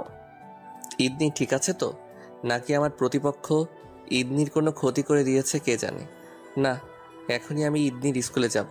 তার মনে কেন জানি কু ডাকছে ইদনির জন্য। সেই মোতাবেক স্যার থেকে ওয়াশরুমের জন্য ছুটি নিয়ে বেরিয়ে গেল। বের তো হয়েছে ওয়াশরুমে যাবে বলে, কিন্তু আকাশ তো আর ওয়াশরুমে যাবে না, আকাশ যাবে ইদ্দির স্কুলে। তাই রাহাতকে বলল ছুটি হলে তার ব্যাগটা নিয়ে যেন তার বাসায় চলে যায়। রাহাত হলো তার কলেজ ফ্রেন্ড। কলেজ থেকে বের হতেই ফোনটা বাজতে শুরু করলো। পকেট থেকে ফোন বের করতেই দেখে পাকিস্তানের মাফিয়া রকি ভাই ফোন দিয়েছে। ফোনটা রিসিভ করে সালাম বিনিময় করলো। আকাশ ভাই, একটা ব্যাড নিউজ আছে আপনার জন্য। কি ব্যাড নিউজ? ভাই, আমি তো সমস্ত কিছু জেনে গেছি যে কারা আপনার পিছনে লেগেছে। তাই তারা আরও ছেলেপেলে দেশে মোতায়েন করেছে আপনাকে এবং আপনার পুরো টিমকে মারার জন্য। আর আলফা নিজেও 2-1 দিনের মধ্যে বাংলাদেশে যাবে। তো ভাই, এখন এসব থেকে মুক্তি পাওয়ার সমাধান কি? তাদেরকে কি করে শেষ করতে পারবো আমি? আর আপনি আমায় এসব থেকে পিছা ছুটানোর জন্য কিভাবে সহযোগিতা করতে পারবেন? ভাই, আমি আপনার জন্য ফেস টু ফেস কিছু করতে পারবো না, কারণ আলফা অনেক বড় মাফিয়া আন্ডারওয়ার্ল্ডের। তার সোর্স এবং ছেলেপেলেও অনেক বেশি। তার সাথে কখনোই আমি পেরে উঠব না। আর সে যদি জানে যে আমি আপনাকে সাহায্য করছি, তাহলে সে আমায় জানে মেরে ফেলবে। তার মানে আপনি আমার সাথে থাকবেন না? আরে ভাই, তেমনটা নয়। আমি আপনার সাথেই থাকব, কিন্তু আড়াল থেকে সাহায্য করব। ঠিক আছে ভাই, আমি দেখছি। ভাই, সাবধানে থাকবেন। আর আমি আপডেট নিউজ দেব আপনাকে। ঠিক আছে। তারপর আকাশ ফোন রেখে দিল। ভেতরে ভেতরে অনেক ভয় কাজ করছে, কিন্তু সেই ভয়টা নিজেকে নিয়ে নয়। সেই ভয়টা হলো তার মা আর ছোট বোন দিয়াকে নিয়ে। তার উপরে আবার ইদনি তো আছেই। স্কুলের প্রিন্সিপালকে বলে আকাশ দুজনের জন্য ছুটি নিয়ে নেয়। দিয়া আর ইদনি ক্লাস থেকে বের হতেই দেখে আকাশ দাঁড়িয়ে আছে। ইদনি আকাশকে দেখতে পেয়ে তার কাছে গিয়ে বলে, কি হলো, আমাদের ছুটি করালেন কেন? চুপচাপ গিয়ে গাড়িতে বসো, আজকে আর ক্লাস করতে হবে না। দিয়া গিয়ে গাড়িতে বসে, কিন্তু ইদনি দাঁড়িয়ে আছে। ইদনির দাঁড়িয়ে থাকা দেখে আকাশ একটু রাগান্বিত কণ্ঠে ইদনিকে বলে, ইদনি, আমি বলেছি গাড়িতে গিয়ে বসতে। ইদনি গিয়ে চুপচাপ গাড়িতে বসে। পরে আকাশ তাদেরকে নিয়ে চুপচাপ বাড়িতে চলে আসে। বাসায় এসে দিয়া তার রুমে চলে যায়। ইদনি আর আকাশ তাদের রুমে চলে আসে। তখনই আকাশ ইদনিকে বলে, আজকে তুমি সারাক্ষণ আমার চোখের সামনে থাকবে, এক ফোঁটাও আমার চোখের সামনে থেকে নড়বে না। কেন নড়বো না? কি ঠেকা আমার যে আপনার সামনে আমার সারাক্ষণ দাঁড়িয়ে থাকতে হবে? ইদনি প্লিজ, তোমায় দুটো হাত জোর করে বলছি, প্লিজ তুমি আজকে আমার কাছেই থাকো। ইদনি আকাশকে আর কিছু বলে না, কারণ আকাশের গলার স্বর তার কাছে কেন জানি অন্যরকম লাগছে। তাই সে আকাশের কথায় আর প্রশ্ন তুলে না, চুপচাপ তার কথা মেনে নেয়। তবে কিছুক্ষণ যেতেই ইদনি লক্ষ্য করে আকাশের আচরণ কেমন জানি পরিবর্তন ঘটেছে। এই কি হয়েছে আপনার? আপনি এমন মনমরা হয়ে আছেন কেন? আকাশ এবারও কিছু বলে না, সে চুপচাপ হয়ে আছে। এদিকে ইদনি যে তার শরীরে নিজে থেকেই হাত রেখেছে, সেই দিকেও আকাশের কোনো খেয়াল নেই। সে নিজের মতোই শুয়ে আছে। এই যে কি হয়েছে বলেন না আমায়। আপনি এমন অদ্ভুত আচরণ দেখে আমার না কেমন জানি লাগছে। আমার কিছু হয়নি, তুমি চুপচাপ ঘুমিয়ে পড়ো। ইদনি আর কোনো কথা বলে না, সে চুপচাপ আকাশের বুকে হাত রেখে ঘুমিয়ে পড়ে। আকাশও কিছুক্ষণ পর ঘুমিয়ে যায়, কিন্তু সে ঘুমের ঘরে স্বপ্ন দেখে যে আলফা তাকে মেরে ইদনিকে তার সাথে নিয়ে গিয়েছে। ইদনিকে তার সাথে নিয়ে গিয়ে তার বিশাল বাংলোয় আটকে রাখে, তার সাথে অশালীন আচরণ করছে। তখনই আকাশ ঘুমের ঘোরে চেঁচিয়ে ওঠে, যার ফলে তার ঘুম ভেঙে যায়। সে ঘুম ভাঙার পর বুঝতে পারে সে এতটা সময় স্বপ্ন দেখছিল। সে চোখ মেলে আশেপাশে ঘুরে ঘুরে তাকাতে থাকে। তখনই তার নজর যায় ইদনির দিকে। তার নজর ইদনির দিকে পড়তেই সে দেখতে পায় ইদনি চিতাবাঘের মতো চোখ বড় বড় করে ভয়ানক দৃষ্টিতে আকাশের দিকে তাকিয়ে আছে। মনে হচ্ছে যেন ইদনি আকাশকে আস্ত গিলে ফেলবে। আকাশ চমকে যায় ইদনির এমন ভয়ঙ্কর চাহনি দেখে। তাই সে ইদনিকে জিজ্ঞেস করে, ইদনি, কি হয়েছে? তুমি আমার দিকে এমন ভয়ানক দৃষ্টিতে তাকিয়ে আছো কেন? আচ্ছা, তোর সমস্যাটা কি বল আগে। আমার তো কোনো সমস্যা নেই। সমস্যা তো তোমার এনা মনে হচ্ছে, তাই চিতাবাঘের মতন আক্রমণাত্মকভাবে আমার দিকে তাকিয়ে আছো। সমস্যাটা আমার, কিন্তু তার কারণটা হয়ে তুই। রাতের বাজে 3টা, তুই সেই বিগত 1 ঘন্টা থেকে বিছানায় গন্ডারের মতো গড়াচ্ছিস, গড়াগড়ি খাচ্ছিস। তোর জন্য শান্তি মতন ঘুমাতেও পারছি না। আকাশ ইদনির কথা শুনে বুঝতে পারে যে সে যখন ইদনিকে নিয়ে ঘুমের মাঝে স্বপ্ন দেখছিল তখন তার ছটফটানিটা বাস্তবে হচ্ছিল, যার কারণে সে অস্থিরতায় হাত পা ছোড়াছুড়ি করছিল। আর তাই ইদনি রেগে তার দিকে এভাবে তাকিয়ে আছে। আকাশ ইদনিকে নিয়ে ভাবতে ভাবতে অন্যমনস্ক হয়ে যায়। তখন ইদনি তাকে বলে, কিরে, কি হয়েছে? কথা বলছিস না কেন? তুই কোন দুনিয়ায় হারিয়েছিস? ইদনির ডাকে আকাশের ঘোর কাটে। আসলে আমি তোমাকে নিয়ে একটা খারাপ স্বপ্ন দেখেছি, তাই এমন ছটফট করছিলাম। তোর দেখা স্বপ্নটা যেন সত্যি হয়, তাহলে বেঁচে যেতাম আমি। কারণ তোর সাথে কখনোই আমার কোনো কিছু হবে না। তাই হয় তুই মরে যা, না হয় খোদা আমাকে নিয়ে যাক, অন্তত মুক্তিটা আমার মিলবে। আকাশের মনে বিশাল ভাবে গিয়ে লাগে ইদনির কথাটা, কারণ সে ইদনির জন্য এমন ছটফট করছিল, আর সেখানে ইদনি তাকে এ সমস্ত কথাবার্তা বলছে। ইদনি, আমি সরি। আসলে আমার জন্যই তোমার ঘুম নষ্ট হয়েছে। এমনটা আর হবে না। আমি আগামীতে তোমার ঘুমের বিষয়টা খেয়াল রাখবো। আর তোমার মরতে টরতে হবে না। সময় আসলে আমি অন্য দুনিয়ায় পাড়ি জমাবো, তখন আর তোমাকে এত প্যারা উঠাতে হবে না। আকাশের কথা শুনে, কারণ কেন জানি আকাশের কথা শুনে বেশ একটা খারাপ লাগা কাজ করে তারও মনের ভেতর। তাই সে আর কিছু না বলে ঘুমিয়ে পড়ে। সকালবেলায় প্রতিদিনের ন্যায় আকাশ ঘুম থেকে আগে উঠে যায়, আর আজও তার ব্যতিক্রম হয়নি। সে ইদনির আগে ঘুম থেকে উঠে পড়েছে, কিন্তু আজকে আর ইদনিকে ডাকে না। সে কিছু না খেয়ে সকালবেলায় ঘর থেকে বের হয়ে যায়, আর বের হওয়ার সময় সেই 4 জন গার্ডকে বলে যায় দিয়া আর ইদনিকে স্কুলে নিয়ে যেতে। তারপর আর কাউকে কিছু না বলেই মঞ্জুর ভাইকে নিয়ে কোথায় যেন চলে যায়। এদিকে ইদনি ঘুম থেকে উঠে দেখে আকাশ নেই। এটা দেখে সে বেশ খুশি হয়, কারণ আজ আর সেই বিরক্তিকর মানুষটাকে ঘুম থেকে উঠেই দেখতে হয়নি। আর তাছাড়া তার সাথে তর্কও করতে হয়নি, কারণ এই 2 দিনে একটা রুটিন হয়েছে তাকে স্কুলে দিয়ে আসার বিষয় নিয়ে দুজন বাড়াবাড়ি করার। অন্যদিকে আকাশ তার সমস্ত ছেলেপেলেকে দলবদ্ধ করে, তারপর তাদেরকে একত্র করে বলে, দেখো, লড়াই করার মতন সময় চলে এসেছে। কারণ নামক আন্ডারওয়ার্ল্ড মাফিয়া আমাদেরকে মারার জন্য দেশে অনেক শক্তিশালী একটা টিম মোতায়েন করছে, যাদেরকে বলা হয় হান্টার। তারা কিন্তু অনেক ভয়ঙ্কর। তারা মানুষকে কামড়েই মেরে ফেলতে পারে। আর তাছাড়া আন্ডারওয়ার্ল্ড মাফিয়া আলফা সে নিজেও আজকালের মধ্যে তার সমস্ত দলবল নিয়ে দেশে আসবে আমাদেরকে মারার জন্য। তার মোটিভ হচ্ছে আমাদেরকে মেরে দেশের উপরে কবজা করা। সো তোমরা প্রস্তুতি নিয়ে রাখো তাদের সাথে লড়াই করার। আকাশের কথা শুনে একজন বলে, আমাদের কাছে তো অস্ত্র ছাড়া কিছুই নেই, আর তাদের কাছে তো সমস্ত কিছুই আছে।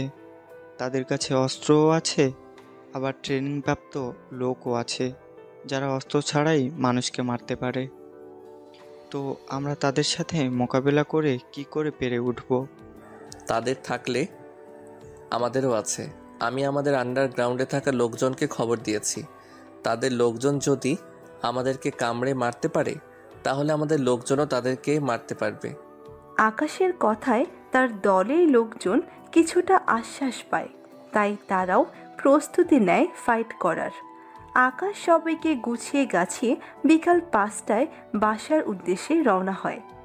তখনই মাফিয়া রকি তাকে ইনফর্ম করে যে আলফা মাটিতে পা দিয়েছে। রকির কথা শুনে আকাশের ভেতরটা বেশ ঘাবড়ে যায়, কারণ আন্ডারওয়ার্ল্ডের লোকজনের সাথে আগে তার কখনো মোকাবেলা হয়নি, তাই সে কিছুটা ঘাবড়ে আছে। কিন্তু তারপরেও সে নিজেকে সামলে নিয়ে বাসায় চলে আসে। বাসায় এসে নিজের রুমে চলে যায়। পরে একা একাই রুমে বসে বসে কিছু একটা চিন্তা করতে থাকে। অন্যদিকে ইদনি নিচে দিয়ার সাথে গল্প করছে। রাতের 10টায় সে খেয়ে দিয়ে রুমে উঠে আসে। সে রুমে এসে দেখে আকাশ চুপচাপ শুয়ে আছে। আর বুঝতে বাকি নেই যে আকাশের কিছু একটা হয়েছে, কিন্তু সে আকাশকে কিছু না বলে আকাশের পাশে শুয়ে পড়ে। তখনই আকাশের আম্মু তার রুমে এসে আকাশকে ডাক দেয়। এই আকাশ, খাবি না? না মা, আমি খাবো না, আমি বাহির থেকে খেয়ে এসেছি। আকাশের কথা শুনে তার আম্মু চলে যায়। কিন্তু সত্যি বলতে আকাশ এখনো কিছু খায়নি। সে তার আম্মুর সাথে মিথ্যা বলেছে, কিন্তু এই মিথ্যাটা ইদনি ধরে ফেলে। তাই সে আকাশকে বলে, তুই সত্যি খেয়ে এসেছিস তো? আমার তো তোর হাবভাব দেখে কোনো মতেই মনে হচ্ছে না যে তুই খেয়ে এসেছিস। আমি খাই না খাই মরি বাঁচি তা নিয়ে তোমার মাথা ঘামাতে হবে না। তুমি খালি নিজের চিন্তাটাই করো, আমাকে নিয়ে একদম ভাবতে হবে না কারোর। আর কিছু না বলে চুপচাপ শুয়ে থাকে। এদিকে আকাশও তার পাশে শুয়ে আছে। কারোর মধ্যেই কোনো কথা নেই। ইদনি ঘুমিয়ে পড়েছে, কিন্তু সারা রাত আকাশের কেন জানি ঘুম হয় না। সে সারা রাত ঘুমের ভান করে বিছানায় শুয়েছিল। পরের দিন সকালবেলায় ঘুম থেকে উঠে গতকালের ন্যায় সে কাউকে কিছু না বলে ঘর থেকে বের হয়ে যায়। এরপর আন্ডারগ্রাউন্ডের লোকজনের সাথে দেখা করে। পরে তাদেরকে নিয়ে তার পুরো টিমের সাথে সাক্ষাৎ করায়। এদিকে ইদনি আজও স্কুলে গিয়ে সেই ছেলেটার সাথে কথাবার্তা বলে। তাদের দুজনের বন্ডিংটা গতকালকের তুলনায় আজ আরও ভালো হয়ে যায়। সব কিছুর ভিড়ে ইদনি ভুলেই যায় যে সে আকাশকে ঠকাচ্ছে। তার মনেই বা থাকবে কি করে, কারণ যেই মানুষটাকে সে ঘৃণা করে তাকে নিয়ে পজিটিভ চিন্তাভাবনা তার মনে আসবে কি করে। টিফিনে সেই ছেলেটার সাথে বসে সময় কাটায়। স্কুল ছুটির পর সেই ছেলেটাকে বিদায় দিয়ে দিয়ার সাথে চলে আসে। ইদনির সম্পর্কের বিষয়ে গার্ড বাদে আর কেউ জানে না। দিয়াও তার এই বিষয়টা জানে না, যদিও সে ইদনির কাছাকাছি থাকে, কিন্তু সেও জানে না। এদিকে দুপুর হতেই আকাশ বাসায় চলে আসে। সে আজকে আলফার বিরুদ্ধে প্ল্যান সাজায় এবং তার সমস্ত ছেলেপেলেকে অস্ত্রগার থেকে অস্ত্র দেয়, যাতে করে সবাই ভালোভাবে লড়তে পারে। সে বাসায় এসে আগের ন্যায় মন খারাপ করে রুমে পড়ে থাকে। দেখতে দেখতে বিকাল হয়ে যায়। ইদনি আকাশ বাসায় আসার পর বহুবার তার সামনে দিয়ে যাতায়াত করে, কিন্তু তাকে কিছুই বলে না। সে আকাশের সাথে কোনো ধরনের কথাই বলে না, কারণ গতকালের পর আরও রুচি উঠে গেছে আকাশের সাথে কথা বলার। ফরিদ বল। ভাই, আরও 3টা ছেলে গায়েব আমাদের। এত খোঁজ করছি তাদের, কিন্তু কোনো খোঁজই পাইনি। হয়তো তাদেরকেও মেরে গুম করে ফেলেছে আলফার লোকেরা। ভাই, আপনি তাড়াতাড়ি আলফাকে শেষ করেন। ফরিদ, চিন্তা করিস না, আগামী 2-3 দিনের মধ্যেই তাদের খেল খতম করব। আমি শুধু একজনের অপেক্ষায় আছি। সে আমাকে ইনফরমেশন দিলেই সবাই মিলে হামলা করব তাদের উপরে। ঠিক আছে ভাই, তাহলে। আচ্ছা, এখন ফোন রাখলাম, আগামীকাল কথা বলবো তোদের সাথে। আচ্ছা ভাই। আকাশ ফোন রাখতে ইদনি রুমে আসে। ইদনি রুমে এসে চুপচাপ ওর পাশে শুয়ে পড়ে, কিন্তু কোনো কথাই বলে না। আকাশ ইদনির বিষয়টা লক্ষ্য করে, কিন্তু সেও তাকে এই বিষয় নিয়ে কিছু জিজ্ঞেস করে না, কারণ সে এখন তাকে এই বিষয় নিয়ে জিজ্ঞেস করলেই ঝামেলা বাঁধবে। আকাশ এমনিতেই ঘাবড়ে আছে, তার উপর সে রকির কথা শুনে আরও ঘাবড়ে যায়। কারণ তার কাছে ছেলেপেলে আছে ঠিক, কিন্তু সে তাদেরকে নিয়ে আলফার মোকাবেলা করতে পারবে কিনা সেটা নিয়ে তার ভয় হচ্ছে। আকাশের চোখে পানি চলে আসে তার মা, বোন এবং ইদনির কথা ভেবে। সে কান্নাজড়িত কণ্ঠে রকিকে বলে, রকি ভাই, আমার একটা আবদার রাখতে হবে আপনাকে। ভাই, আমার যদি কিছু হয়ে যায় তাহলে আপনি আমার মা বোনকে নিজের দেশে নিয়ে চলে যাবেন, কারণ তাদের কিছু না হওয়া চাই। আর বিশেষ করে ইদনিকেও সাথে নেবেন, কারণ মেয়েটাকে আমি খুব বেশি ভালোবাসি রকি ভাই। এমনিতেই মেয়েটাকে তার মতের বিরুদ্ধে গিয়ে বিয়ে করে অনেক বড় অন্যায় করে ফেলেছি আমি তার সাথে। এর উপরে যদি আমার কারণে আলফা তার কোনো ক্ষতি করে বসে তাহলে আমি সেটা মরে গিয়েও মানতে পারবো না। প্লিজ ভাই, আপনি তাদেরকে দেখে শুনে রাখবেন। আকাশ রকিকে এসব বলতে বলতে কান্না করে দেয়। তার কান্নার আওয়াজ রকি ফোনের অপর প্রান্ত থেকে শুনতে পায়। তার ভয়টা যেন আরও বহু গুণ বেড়ে গিয়েছে। আকাশ ফোন রেখে দিয়ে চুপচাপ বারান্দায় বসে আছে। সে বারান্দায় বসে বসে আলফার বিরুদ্ধে প্ল্যান করে। তার প্ল্যানটা রকির কথা মোতাবেকই সাজায়। সে আলফা কিছু বলার আগেই তার ওপরে হামলা করার পরিকল্পনা করে। আগামীকাল সকালে সে আলফার উপরে হামলা করবে। সমস্ত কিছু মাথায় সেট করে নেয়। এসব নিয়ে ভাবতে ভাবতে সারাটা রাত ঘুম না গিয়ে বারান্দায় কাটিয়ে দেয়। পরে সকাল হতেই রুমে চলে আসে। সে রুমে এসে দেখে ইদনি ঘুমিয়ে আছে। সে চুপচাপ ইদনির পাশে বসে, তারপর আলতো করে ইদনির মাথায় হাত বুলাতে থাকে। ইদনির মাথায় হাত বুলাতে বুলাতে তারও ঘুম পেয়ে যায়, তাই সে নিজেই অজান্তে ঘুমিয়ে পড়ে। যখন তার ঘুম ভাঙে তখন সে দেখতে পায় ইদনি তাকে ডাকছে। এই যে উঠুন, আমার স্কুলের সময় হয়ে এসেছে, আমায় তাড়াতাড়ি স্কুলে দিয়ে আসুন। আকাশ ঘুম থেকে উঠে ইদনির কথা শুনে চমকে যায়, কারণ ইদনি আজ তাকে নিজেই বলছে স্কুলে দিয়ে আসতে। সে অবাক হলেও ইদনিকে কিছু বলে না। ইদনির কথা মতন চুপচাপ উঠে রেডি হয়ে দিয়া আর ইদনিকে নিয়ে স্কুলে আসে। অন্যদিকে ইদনি স্কুল ব্রেকে প্রতিদিনের ন্যায় টিফিন ব্রেকে সেই ছেলেটার সাথে কথা বলে। গার্ড আজকেও ইদনি আর সেই ছেলেটাকে ফলো করে। এদিকে আকাশ তার সমস্ত প্ল্যান সবাইকে বুঝিয়ে দিয়েছে। সে সমস্ত কিছু শেষ করে বেশ রাত করে বাড়ি ফিরে। ইদনি দেয়ার রুমে বসে বসে তার সাথে গল্প করছিল। তখনই গার্ড আকাশকে দেখতে পেয়ে তাকে বলে, ভাইয়া, আপনার সাথে কিছু কথা আছে, আপনি একটু সাইডে আসুন। আকাশ গার্ডের কথা মতন বাড়ির পাশে একটা খালি জায়গায় যায়। আর এই গার্ডটাই সে, যে কিনা ইদনির পরকীয়া সম্পর্কে জানে। বলো।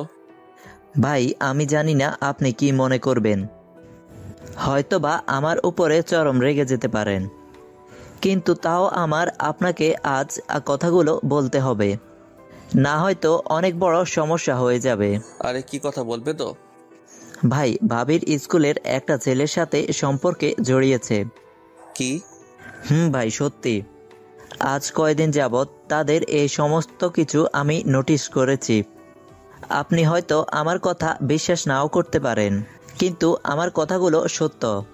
তাহলে তুমি এসব আমায় আগে জানাওনি কেন? ভাই, আমি শুরুতে ভেবেছিলাম ভাবি শুধরে যাবে, আর তাছাড়া ভাবির বিষয়ে আপনার সাথে এসে কথা বলার মতো সাহস করতে পারছিলাম না আমি, কিন্তু আজ আর না বলে পারলাম না, তাই সাহস করে এসে বলেছি। এত সব চলছে আমার পিছনে পিছনে, তাই তো বলি ইদনির এতটা পরিবর্তন কেন? তবে আমার কেন জানি এখনো তোমার কথা বিশ্বাস হচ্ছে না। ভাই, আমি জানতাম আপনার বিশ্বাস হবে না, তাই আমি অনেক কয়টা ছবি তুলে রেখেছি তাদের। এই যে দেখেন ছবি। গার্ড নিজের ফোনে তোলা ছবিগুলো আকাশকে দেখায়। আকাশ ছবিগুলো দেখে কিছু বলার মতন ভাষা হারিয়ে ফেলে। তাও সে গার্ডকে বলে, আচ্ছা আমি দেখছি, তুমি তোমার কাজে যাও। গার্ড চলে যায়। গার্ড যেতেই আকাশ ধূপ করে মাটির মধ্যে বসে কান্না করে দেয়। তার কলিজাটা যেন ছিঁড়ে যাচ্ছে ইদনির সম্পর্কে এসব জেনে। ইদনি, তুমি কেন করলে এমনটা আমার সাথে? আমি তো তোমায় অনেক ভালোবাসি। হ্যাঁ, তোমার মতের বিরুদ্ধে তোমায় বিয়ে করেছি, কিন্তু কখনো তো তোমার উপরে জুলুম বা অত্যাচার করিনি। কখনো তো তোমার শরীরের উপরে নিজের খায়ের সাথে অধিকারও ফলাইনি। তাও কেন তুমি আমার সাথে এমনটা করলে? ইদনি, কিসের কমতি রেখেছি তোমার আমি আছি?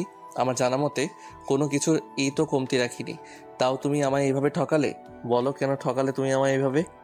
আকাশ এসব বলতে বলতে কান্নায় মশগুল হয়ে পড়ে। আকাশ অনেকটা ভেঙে পড়ে ইদনির এমন আচরণে।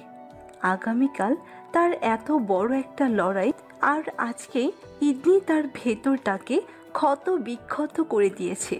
যেখানে ইদনি তার পাশে থাকার কথা ছিল, সেখানে ইদনি তাকে ভেতর থেকে মেরে ফেলেছে। সে ঘন্টা খানিক মাটিতে বসে কান্না করে, তারপর কোনোভাবে নিজেকে সামলে নেয় আর মনে মনে ঠিক করে ইদনিকে সে সেই ছেলের হাতে তুলে দিবে। ইদনি, তুমি আমি সেই ছেলের হাতে তুলে দিব। আমি চাই না তুমি আমার সাথে থেকে কষ্ট পাও। আমি জানি তুমি আমায় অনেক বেশি ঘৃণা করো, কিন্তু ঘৃণার পরিমাণটা যে আমার চিন্তাভাবনার চাইতেই 1000 গুণ বেশি, তা আমি কোনোদিনও কল্পনা করতে পারিনি। তোমায় আর আমার কাছে না রেখে দূরে ঠেলে দিব। যাও, তুমি উড়ে বেড়াও তোমার খোলা আকাশে। তোমায় আর বন্দি খাঁচায় রেখে কেউ ভালোবাসবে না। তোমায় আর বন্দি খাঁচায় আটকে রেখে কেউ ভালোবাসার দাবি করবে না।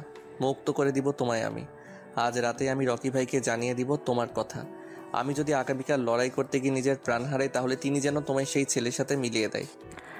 আকাশ চোখ মুখ মুছে নিয়ে সোজা বাসায় প্রবেশ করে, তারপর নিজের রুমে প্রবেশ করে। আকাশ বাসায় এসেছে দেখতে পেয়ে ইদনি দেয়ার রুম থেকে নিজের রুমে চলে আসে, কিন্তু সে আকাশের সাথে কোনো কথা বলে না। বিছানায় চুপচাপ শুয়ে পড়ে। এদিকে আকাশও তাকে কিছু বলে না। সে পকেট থেকে ফোন বের করে বালিশের পাশে রাখে আর কোমর থেকে মেশিনটা বের করে তার মাথার কাছে তোশকের নিচে রেখে দেয়, যেটা সে প্রতিদিনই করে। পরে ওয়াশরুমে চলে যায় ফ্রেশ হতে। কিছুক্ষণ পর ফ্রেশ হয়ে ফিরে আসে। পরে এসে সেও চুপচাপ শুয়ে পড়ে কোনো কথাবার্তা ছাড়াই। তারপর বালিশের পাশ থেকে ফোনটা হাতে নিয়ে ইদনির কথা লিখে রকিকে একটা টেক্সট পাঠায়। এভাবে সকাল হয়ে যায়। ভোরবেলায় এসে আকাশের চোখ লাগে, কিন্তু তার চোখের পাতা বেশিক্ষণ সে একত্র রাখতে পারে না। নানান চিন্তায় তার ঘুম ভেঙে যায়। সে ঘুম থেকে উঠে দেখে ইদনি বিছানায় নেই। কি রে দিয়া, স্কুলে যাবি না? না ভাইয়া, আজকে স্কুলে যাব না। কিন্তু কেন? ভাবির নাকি আজ শরীরটা খারাপ লাগছে, তাই যাব না। ঠিক আছে, আজ যেতে হবে না স্কুলে। তারপর আকাশ আর কাউকে কিছু না বলে চুপচাপ ঘর থেকে বেরিয়ে যায়। অন্যদিকে ইদনি আকাশের বেরিয়ে যাওয়ার দিকে অদ্ভুতভাবে তাকিয়ে আছে। এদিকে আকাশ তার ছেলেপেলের কাছে আসে। পরে সবাই অস্ত্র শস্ত্র নিয়ে চৌধুরীনগর রওনা হয়। লিংয়ের ভেতর থেকে একটা মেয়ে তার দলবল নিয়ে বের হয় আর আকাশের দিকে ভয়ানক দৃষ্টিতে তাকিয়ে থাকে। আকাশও মেয়েটাকে দেখতে পেয়ে চমকে ওঠে, কারণ তাকে দেখে কোনোভাবে আকাশের মানুষ মনে হচ্ছে না। তাকে দেখে রক্তচোষা খচ্চর মনে হচ্ছে। তুই এসে গেছিস? তাহলে রেডি হো মরার জন্য, আমি নিচে আসছি। আকাশ লোকটাকে দেখে চিনতে বাকি নেই সে কে, কারণ রকির পাঠানো ছবি দেখে সে আগেই মানুষটার সম্পর্কে জেনে গিয়েছে। লোকটা হলো আলফা। বাহ, তোর তো দেখে করেই যাচ্ছে, তুই আমাকেই মারার জন্য চলে এসেছিস, আর তাছাড়া আমার লোকদেরকেও ঘায়েল করেছিস। কলিজা আছে দেখেই তোকে টপকাতে এসেছি, না হয়তো চুপচাপ হাত পা গুটিয়ে বসে থাকতাম। আর তোর লোকজন কেন? তোকেই তো টপকে দেবো একটু পর। তুই কি ভেবেছিস আমার শক্তিশালী টিমকে মেরে তুই আমায় দুর্বল করে দিয়েছিস? তাহলে তুই ভুল ভাবছিস, কারণ আমার টিমের সবাই অত্যাধিক সত্যের অধিকারী। আর বিশেষ করে এখনো তাদের লিডারকে তো দেখিসনি। সে এবং তার পুরো টিম নিচে নেমে আসলে তো তোদের খেলা খতম। কি রে, আমার কথা শুনেই ঘাবড়ে গেছিস? আলফা ঘাবড়ায় আর যাই করি, তবে একটা কথা জেনে রাখ, তোর মৃত্যুর ভয় আছে কিন্তু আমাদের নেই। তোকে না মারা পর্যন্ত বা নিজেরা না মরা পর্যন্ত এখান থেকে কেউ যাচ্ছি না। আকাশ আলফার কথা মতো আশেপাশে নজর ঘোরাতেই দেখতে পায় তার চারদিকে চতুর্পাশে সেট করেছিল। এর সবার গলায় আলফার লোকজন গলি ঠেকিয়ে ধরে রেখেছে। এমন দৃশ্য দেখে আকাশ আরো ঘাবড়ে যায়। কি রে, কিছু দেখতে পেলি? তুই কি ভেবেছিস যে আমি কাঁচা খেলোয়াড়? আমি তোর প্ল্যান সম্পর্কে জানবো না?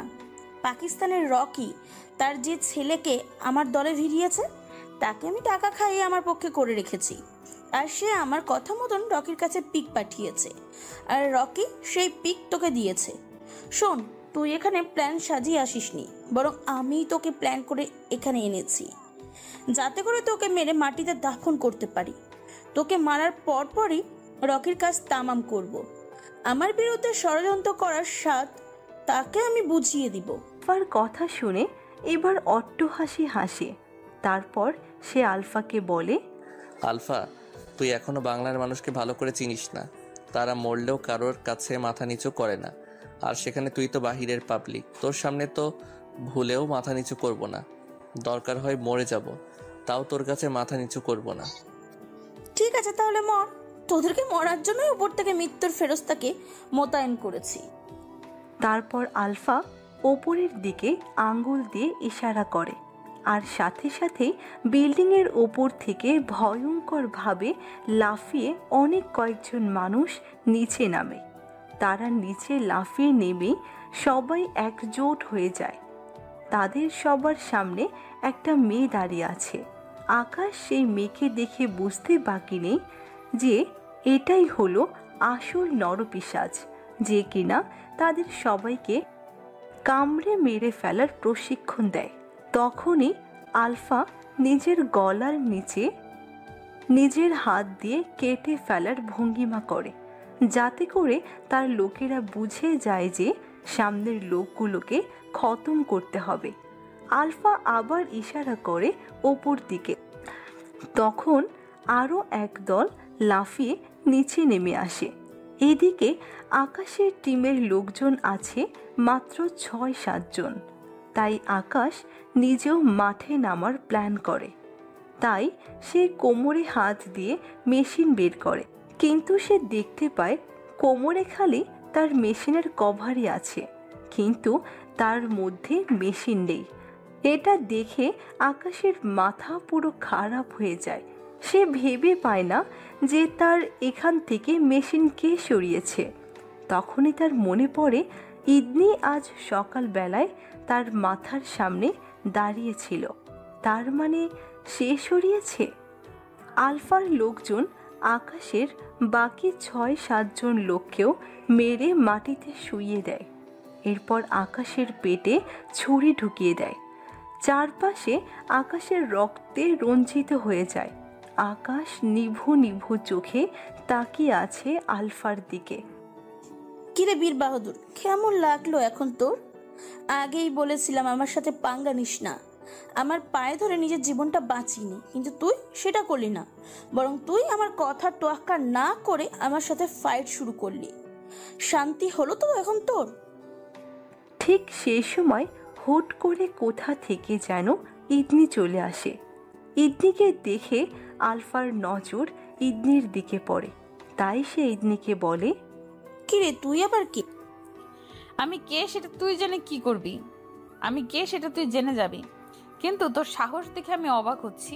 তোর কত বড় সাহস যে তুই আমার স্বামীর গায়ে আঘাত করেছিস। তোকে তো আমি ছাড়বো না। আর শুধু তোকে নয়, আমার ভালোবাসার মানুষকে যে মারতে এসেছে তারা সবাই আজকে নিজের শেষটা দেখতে পারবি। ও, তার মানে তুই বীর বাহাদুরের বউ? যাক, ভালোই হয়েছে তুই এখানে এসেছিস।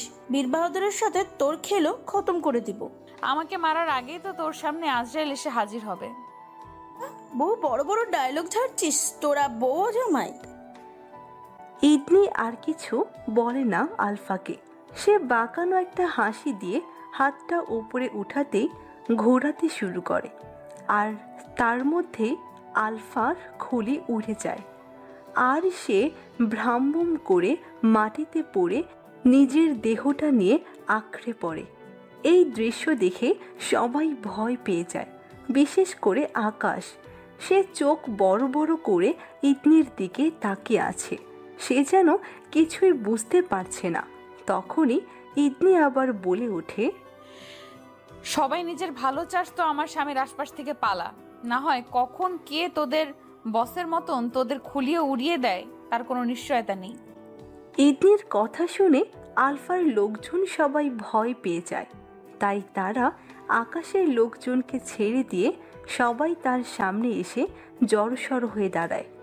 আর ইদনি শাড়ির ভেতর থেকে গুলিটা বের করে তারপর আলফার মৃতদেহের মুখটা টেনে ধরে তার মুখে ফায়ার করে গুলিয়ে সব কয়টা বুলেট ভেতরে ঢুকিয়ে দেয়।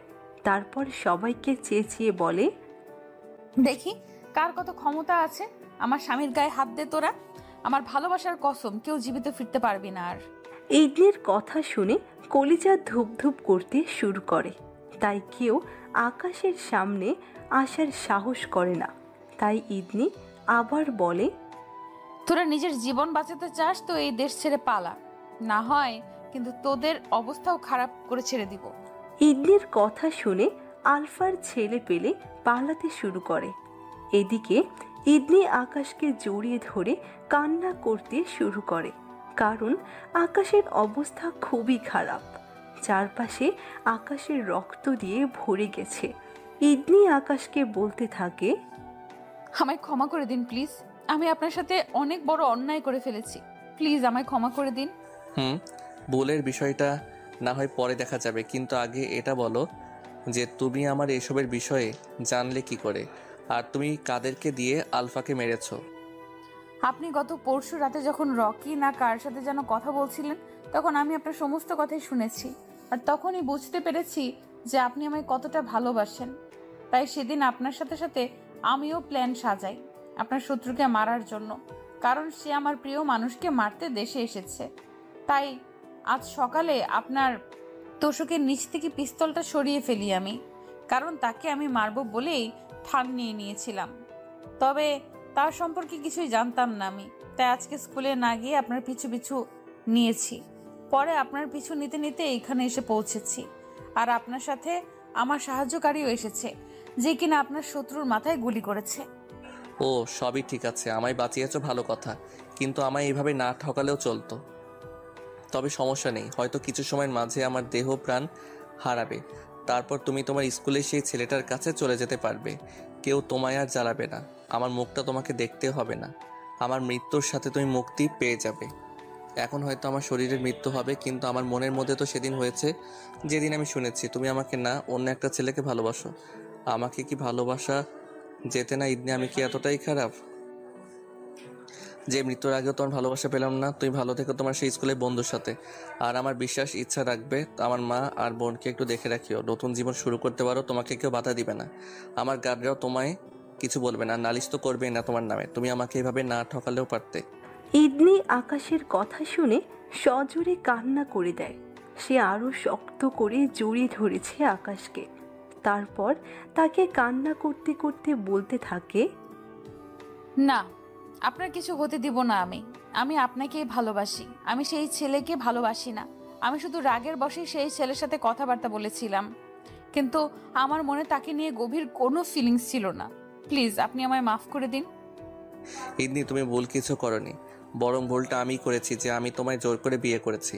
আমি তোমায় জোর করে বিয়ে করে ভালোবাসার চেষ্টা করেছি, তাই তুমি তোমার কাজটাই করেছো।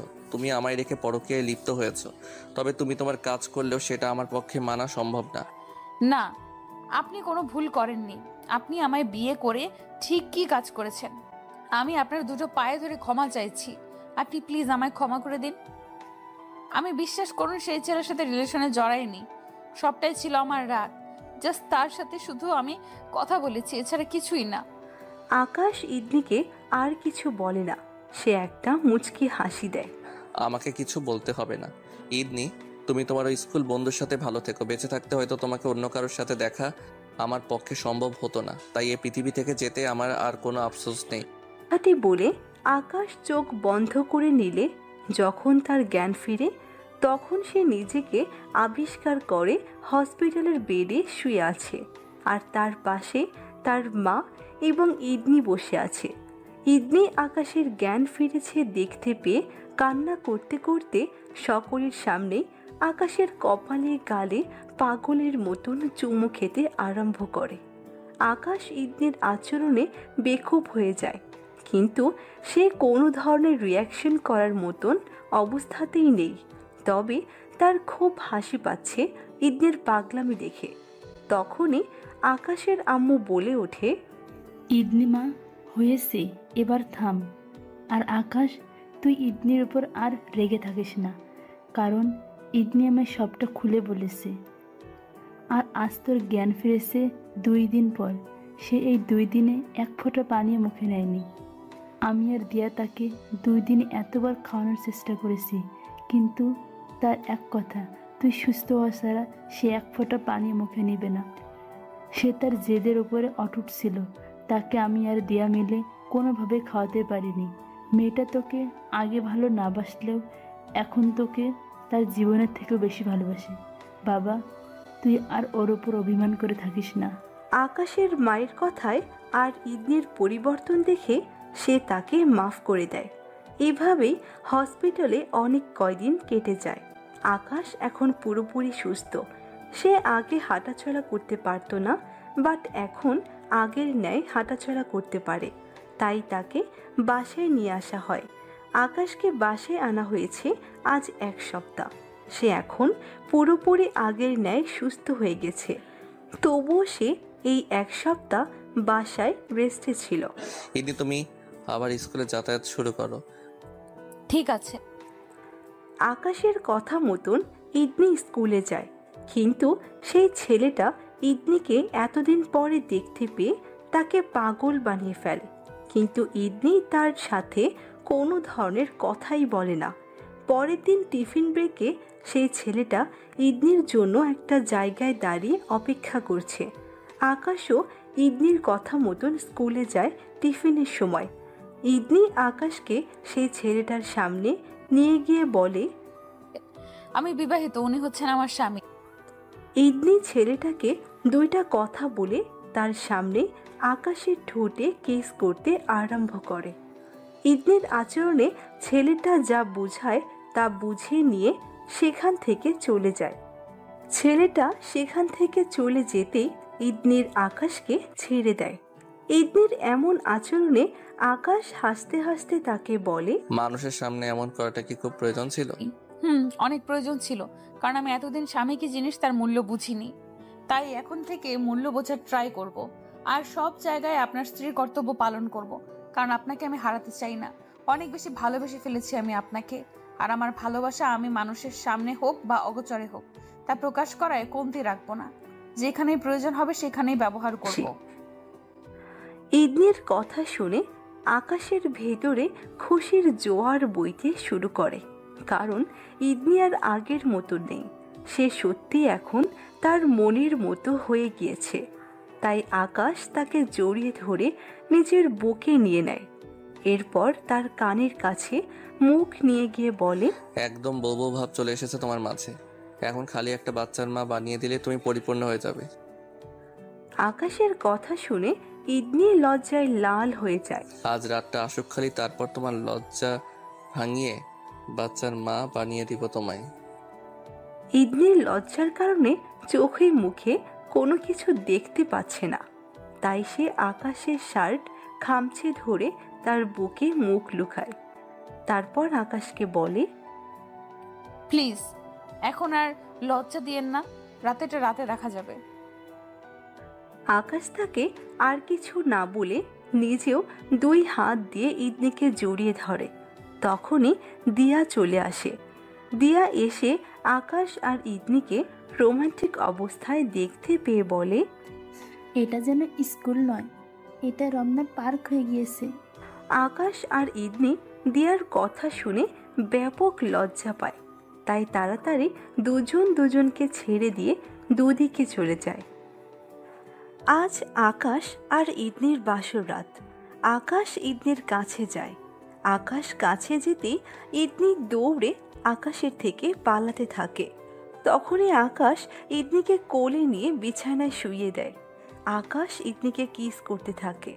বেশ কিছুক্ষণ কিস করার পর আকাশ ইদনির শাড়িটা খুলে ফেলে। এই যে বন্ধুরা, আকাশ আর ইদনিকে শান্তিমতো বাসর করতে দিন। বাসর কিভাবে হয় সেটাও কি শুনবেন নাকি? ইস, কি লজ্জা! ওরা এখন বাসর করুক আর আপনারা আপাতত চলে যান।